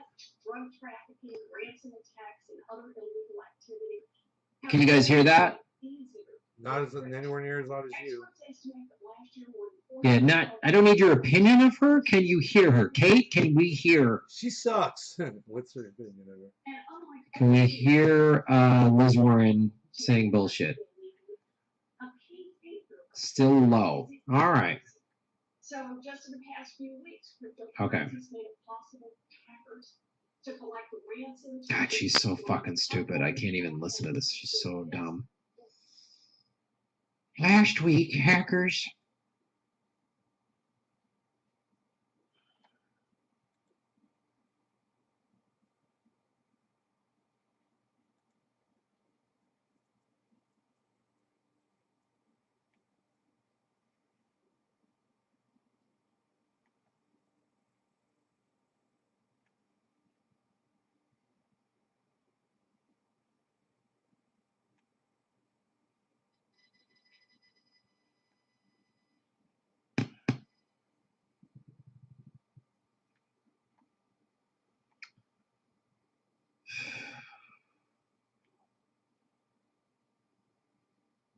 All right. Well, I guess we won't use that clip.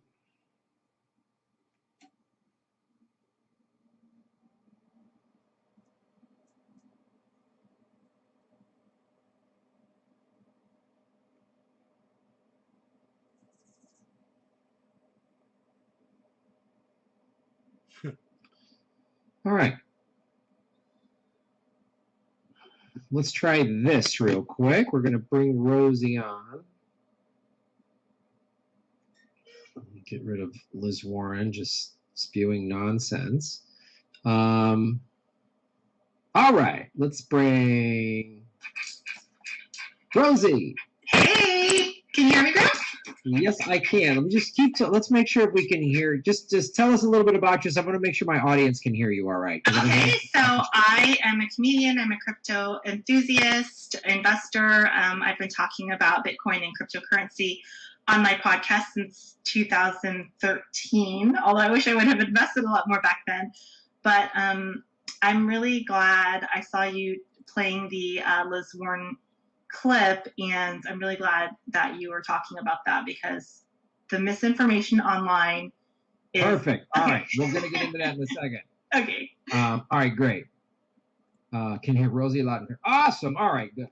We iron that out. I gotta figure out this flip thing, but we'll figure that out. Okay. Let's see if this is better. There we go. There I am with my plant in the background. Nice plant in the background. You're very earth friendly. All right. Hello, everybody. My name is Graham Elwood, and you are watching The Political Vigilante. It is always great to have funny comedian, my friend, and also one of our regular crypto guests, Rosie Tran, on the show. Hey, Rosie. How's I'm everything so going? excited to be here. Good, good. I actually took a Twitter hiatus this morning because of all the crazy Elizabeth Warren stuff. I was getting too stressed out. I'm pretty good with social media, but I actually got too stressed out because the misinformation that was flying was crazy, and I felt the need to defend it. And I just was like, you know what, I'm going to take a break because I need some mental sanity. But the central banker lies are being spread, and people are believing them apparently. So let's talk about that. We're going to get into El Salvador in a second, in a little bit, but let's talk about Liz Warren, who I was just watching part of her video, and she's spewing all of this nonsense that we've already talked about and we've already debunked. I've debunked it. You've debunked it. I mean, everyone in the crypto space. Okay, but not just that. The clip that she's playing. There's another clip from it where she's talking to an expert who is a Harvard economist about Bitcoin and cryptocurrency. And guess who funds him, Graham? I just want you to take a big guess. Oh, let me think. Wow, is it? I don't know, Goldman Sachs or? It wasn't Goldman Sachs, but he has it in his actually Twitter handle. I'll find it and send it to you. But he is actually funded, of course, by Wall Street and the big banks. And so, when people, you would think a Harvard economist would be, a source from academia, would be giving neutral and information based on facts. But he's funded. He's funded by the banks. It's in his Twitter handle, and he's part of the central banking system. So Elizabeth Warren is getting her information from someone who supports the old legacy system. And again, when we want to talk about crime and money laundering, the US dollar is #1 still above cryptocurrency. It's unbelievable. I mean, it's Liz Warren is such a fake progressive. We saw that in the primary. I mean, she's like fake. She's a fake progressive, and that whole all of her nonsense. I'm deliberately trying to not shake Bernie's hand, like making that whole stunt. And of course, she lost, and Biden gave her nothing in his cabinet, which is hilarious. She is this fake fighter for the people and taking on the big banks. I mean, most notably, we can go back to 2017 when there was these clips of her, reading the riot act to the head of Wells Fargo, right? When Wells Fargo was doing those scams, opening fake accounts, that guy left with a $120 million severance plan. Yeah.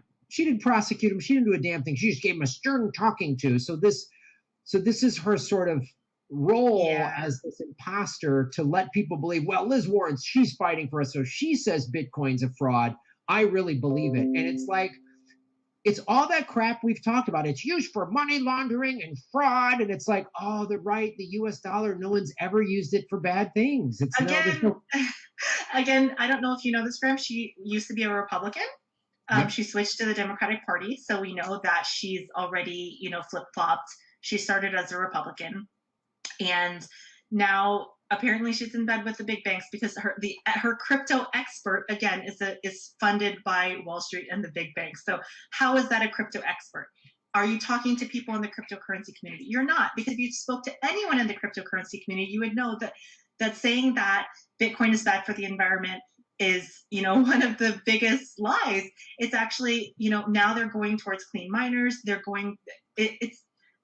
The technology is evolving as we speak into renewable miners, into clean miners, into we know that Bitcoin and crypto miners lean towards renewable energy because you can mine anywhere, and a lot of times wind and solar energy is lost in long distance. So it leans towards renewable energy. So we know about all these things, and they keep feeding the lies because they want you. They're scared. They're scared that they're going to lose that market share, and they're quickly losing that market share.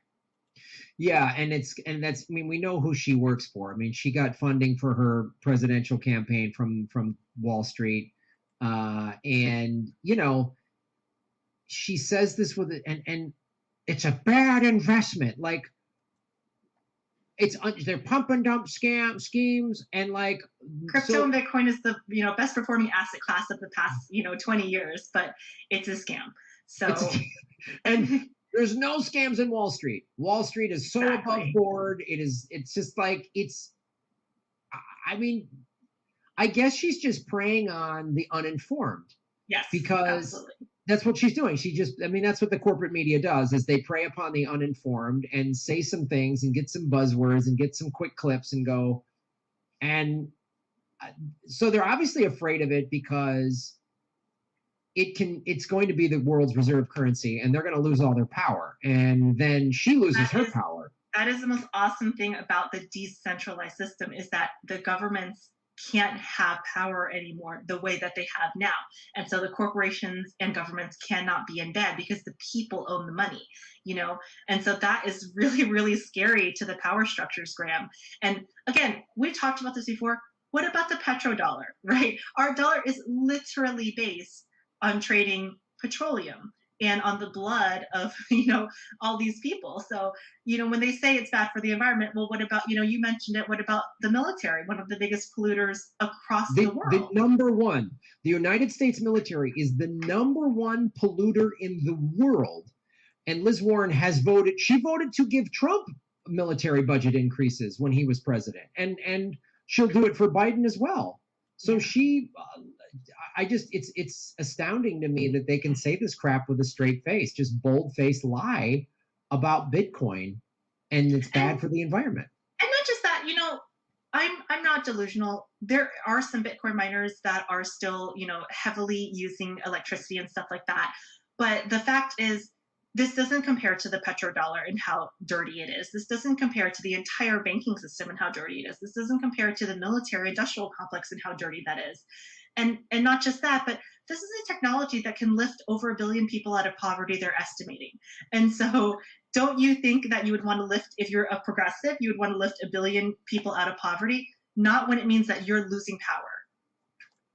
Yeah, and that's the thing that these Liz Warren and the Bill Maher's of the world, they don't care, they don't think about, or they don't even take the time to research of all of the, as you and I have talked about the first time you came on my show a year ago, you talked about the 2.5 billion people on the planet that are unbanked. Exactly. And Bitcoin is going to pull them out of poverty. I mean, El Salvador is going to pull all, there's 70% of El Salvadorians don't have access to she's not blocked on the main banking and financial tools, and now they will. Or they have access to banking and financial tools, but they're heavily punished. Thanks for the unblock. For You're welcome, bro. So they're being charged 5%, 10% I unblocked interest everything, on their own money, again, On just you. to make transactions, because the poor in this world are unfortunately punished. Yeah, I mean, I remember talking to like a bank manager years ago who basically said, if you've got less than $1,000 in our bank, we don't want you here, and we're gonna hit you with fees and crap because there's no upside for us. So that's who Liz Warren is fighting for, is the big bank. She's not fighting for working class people. And all this stuff has been roundly debunked, like time and time again. And all these preposterous claims that it uses all this energy. All right, then we should all get rid of our computers and smartphones, Liz. Like, you remember when you were taking those dumb selfies? You didn't even know what a selfie was? Like, during your failed campaign? It's so egregious. It's so egregious, and it's really sad because, again, one of the reasons I took a little miniature Twitter break is because I was having people tweet at me just constant misinformation. And, I'm running my podcast, I'm doing other things, educating people, and I don't have time to respond to every, Tom, Dick, and Harry that's misinformed. But they're really affecting people because people believe this stuff. A lot of people do believe this stuff. Unfortunately, a lot of people think that they're not, that crypto is too complicated for them to understand. So they see these people and they say, I trust Liz Warren, I like her, she's a progressive, and she wouldn't steer me wrong. And unfortunately, once you dig a little bit deeper and look under the cover, she's bought and paid by Wall Street. Oh, bought and paid for. I mean, like, just 100%. I mean, and it's... And this is how we know, because we have a progressive, again, I'm putting quotations, president, and we have progressives in charge of the government right now, and what policies are being pushed forward. I'm not sure if you've seen the $6 trillion bill Biden put forth, but I didn't see universal health care in there. I didn't see UBI. I didn't see any loan forgiveness or anything. And I did see money going towards Israel for the military-industrial complex over there. I did see, I don't know, many people don't read those things. And the progressives have control of everything, and the policies that they're pushing through are beyond insane. It is madness. I mean, like, literally Biden on his first day of office, through executive order, could have given us Medicare for all, student debt forgiveness. I mean, he could have just done that with the swoop of a pen, and won't do that. And then, like you say, there's these, multiple $trillion stimulus that all, again, Israel's still going to get $3 billion a year. So we're giving them money to then buy our weapons to then bomb the shit out of poor Palestinians and not be held accountable. And it's... And don't forget about the $400 a year that comes out of every United States family to pay the sugar the sugar industry. So every taxpayer pays about $400 a year in subsidies to the sugar industry to make us fat. It's unreal. And again, Bitcoin, the reason they're so threatened by it is because Bitcoin empowers people. Bitcoin, you know, It does. It's a massive wealth transfer to the everyday little guy, and the banks are horrified. Yeah, they're very horrified, and that's why you've got Liz Warren. You know, it's just unbelievable. She does this whole thing, and just goes, "It's a bad investment." I'm just like, J31487. Is that you, Jay? Like 20. Is that you, I Josh? put this out there when Bill Maher said his nonsense last month. That, you know, there was articles saying in the year 2000 saying the internet's probably going away. Like websites, it's a fad and they're not going to last anymore. And just like, spam, it's for pornographers. Right. It's just that's all the internet is now, is just for spam and pornographers. And it's just like, it's so crazy. Every time there's a drug bust, and they always show all the drugs on the table and the guns, and then there's always stacks of American dollars. Like, exactly. And actually, the awesome thing about Bitcoin and crypto is that the decentralized ledger. So one of the ways that they were able to track this hack money was because everything's transparent, and nobody talks about that. And it's because they don't want the money to be transparent. I can't bribe a politician if it's on a public ledger. Yeah, exactly. The hackers were dumb. They left their info. They didn't. So everybody that's how they tracked them. It's like, that's the upside of Bitcoin. We know, and the blockchain. We all see it. We all have access to it. They don't want. You're absolutely right. They don't want transparency because, you know, if I try to give money to a corrupt politician like Liz Warren, and I use my Bitcoin wallet and I send her, and people can see, oh wow, we know this wallet. Yeah, it'll be eventually traced back. Yeah. It'll be eventually traced back, and like, just like we're gonna find out that Elon Musk has been buying Bitcoin this whole time. And but Graham, you have to ask yourself, why are the politicians against a system of transparency? I mean, any person, like, when you ask that question, you're like, what are they hiding? Why are they against a system of transparency, a public system where everyone has to be held accountable? Don't you think that's something progressives would want, quote unquote progressive politicians, transparency? Yeah, well, it shows you, A, they don't want it, and B, they're not progressive. It's just like a bumper sticker. They're the progressives in the Democratic Party are the coexist sticker on the Prius that flips you off in traffic. Is basically who they are. So it's preposterous, you know, like, to listen to this. But there's enough people that'll go, oh boy, I don't know much about it. You talk to somebody, and I'm sure you do too, you know, talk to people, friends, family, who don't know that much about it, and they hear these little clips and they're like, oh, it's bad, it's a scam, and they keep trying to do it. But the thing that's interesting is, you know, I feel like they've been trying to manipulate the price down to below 25,000 so they can buy up even more of it. And it just can't, because there's too many people like you and I who have been paying more attention now. I've been paying attention for a year now. You've been paying attention for several years. And, you know, the price goes down and it's like, oh, buy the dip. And then there's no way that the Liz Warren video, they came out, what, yesterday or this morning or something like that? It was yesterday or this morning. It was yesterday. Weird that came right after El Salvador announces it's going to make Bitcoin legal tender. Not just El Salvador, multiple South American countries have said that they are open to crypto, open to Bitcoin. El Salvador actually started the domino block, because I believe up to 5 or 6 countries are now open, looking into it, excited about it. And actually, Graham, these are the countries that have the most to gain. They have had really corrupt puppet politicians that were put in place by guess who?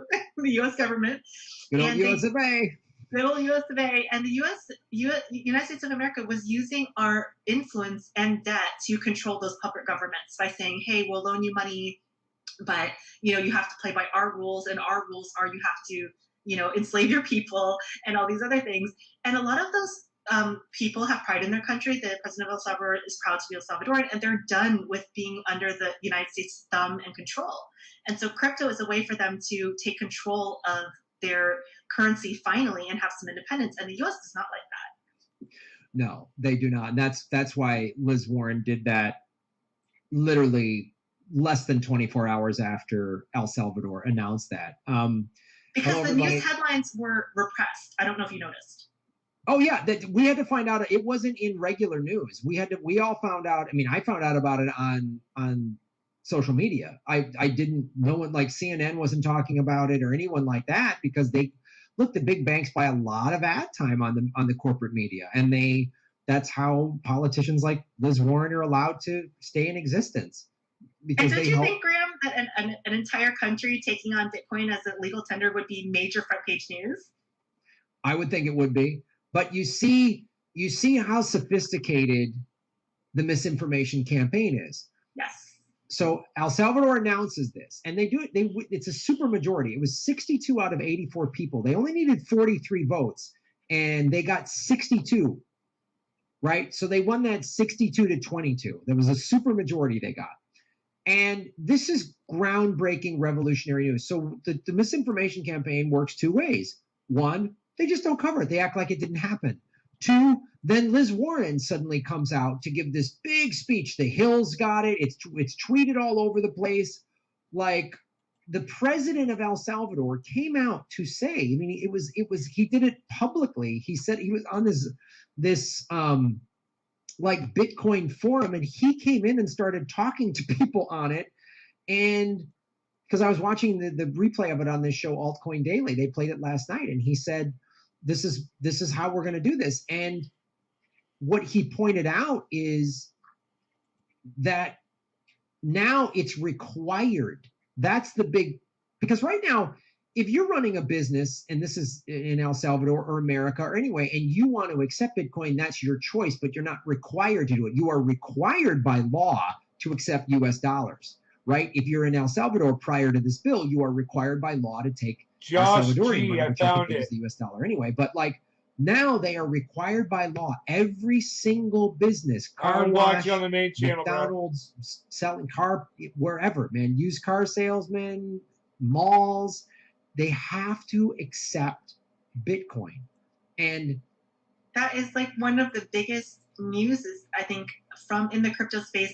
It's legitimizing. You can't say it's a scam if a country is using it as legal tender. You know, do you say the peso was a scam? Do you say the dong or the yen or scams? No. Well, this is the thing why you see how sophisticated the propaganda is. That's why the crux of Liz Warren's lies were it's bad drug money. Well, that feeds into all the drug cartels in Central and South America. So now they're going to push this El Salvador's some Bitcoin drug cartel country now.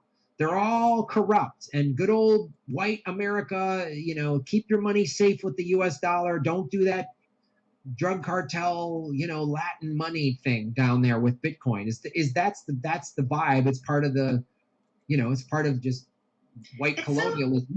It's so sad because I think the countries that are going to have more Bitcoin and crypto adoption, mainstream adoption, are actually countries with weaker currency because they've seen the corruption. Turkey has seen it, Venezuela has seen it, and they know what can happen when you give the central banks too much power. They will inflate your currency into oblivion until you're in indentured servitude. And unfortunately, that's what Joe Biden and Trump are doing. Trump in the past and Joe Biden now, is that they are just printing and printing, they're devaluing, and they're lying. The official government numbers say inflation is at 2%, I believe, even though they printed more money in the last 6 months than they've printed in the last 11 years, Graham. And I'm not an economist, but that sounds like a little something fishy is happening. No doubt. Well, yeah, absolutely. I mean, you see gas in California is about $4.25 a gallon right now, so don't tell me there's no inflation. The costs of goods are all going up. But to get back to your point of the IMF has been, the IMF is basically it's a mob organization. It is. It is a bank mob. I mean, they just like a mob guy would come to your business and say, "Oh, I'll pay me for protection," and then when you don't, they burn your business down. The IMF leans on these countries all the time. We saw this when the IMF threatened Ecuador to withhold a $500 million loan unless they gave up Julian Assange, what they eventually did. I mean, this is how they do it. And I think El Salvador, I don't know that much about this president, but he seems like a younger guy. He seems like he wants to empower his citizens. And now they can't They don't want that. They don't want empowered citizens. They want Africa poor. They want South America poor because then you are dependent on the Western monetary system. You're dependent on the big banks. You're dependent on, they make massive amounts of interest off of the poor. In fact, they probably make more interest off the poor than the wealthy. When you look at these transaction fees that they're charging poor people, and like you said, the bank manager spoke to, if you're poor, we're just gonna, you're a risk to us, and we're just gonna charge you into oblivion because we really don't care about you. Yeah, and what this does is El Salvador passing this bill overwhelmingly, right? Yes. And it goes into effect in 90 days. So by September, El Salvador and what it's going to do, and one of the things he said, and is it's going to spur innovation, because that's part of it too. When everybody's just barely working to get by, nobody's innovating anything. It's like America doesn't innovate anymore.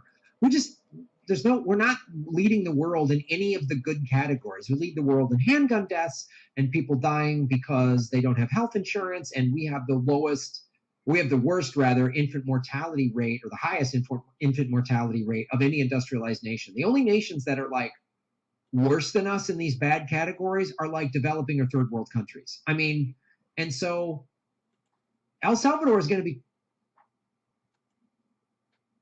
become one of these countries that is going to lead the way. And as you've already stated, it's a matter of time. It's the dominoes. We're going to see Guatemala, Costa Rica. We're going to see all these countries just go, Venezuela is going to go, we're done, because we've been sanctioning the shit out of them because they have #1 oil reserves in the world. All these countries are going to go. We use our banking system to punish people that don't want to play our game. And our game is rich white people and rich, elitists basically putting their foot on everyone else's neck. And the scary thing, when you talk about the mainstream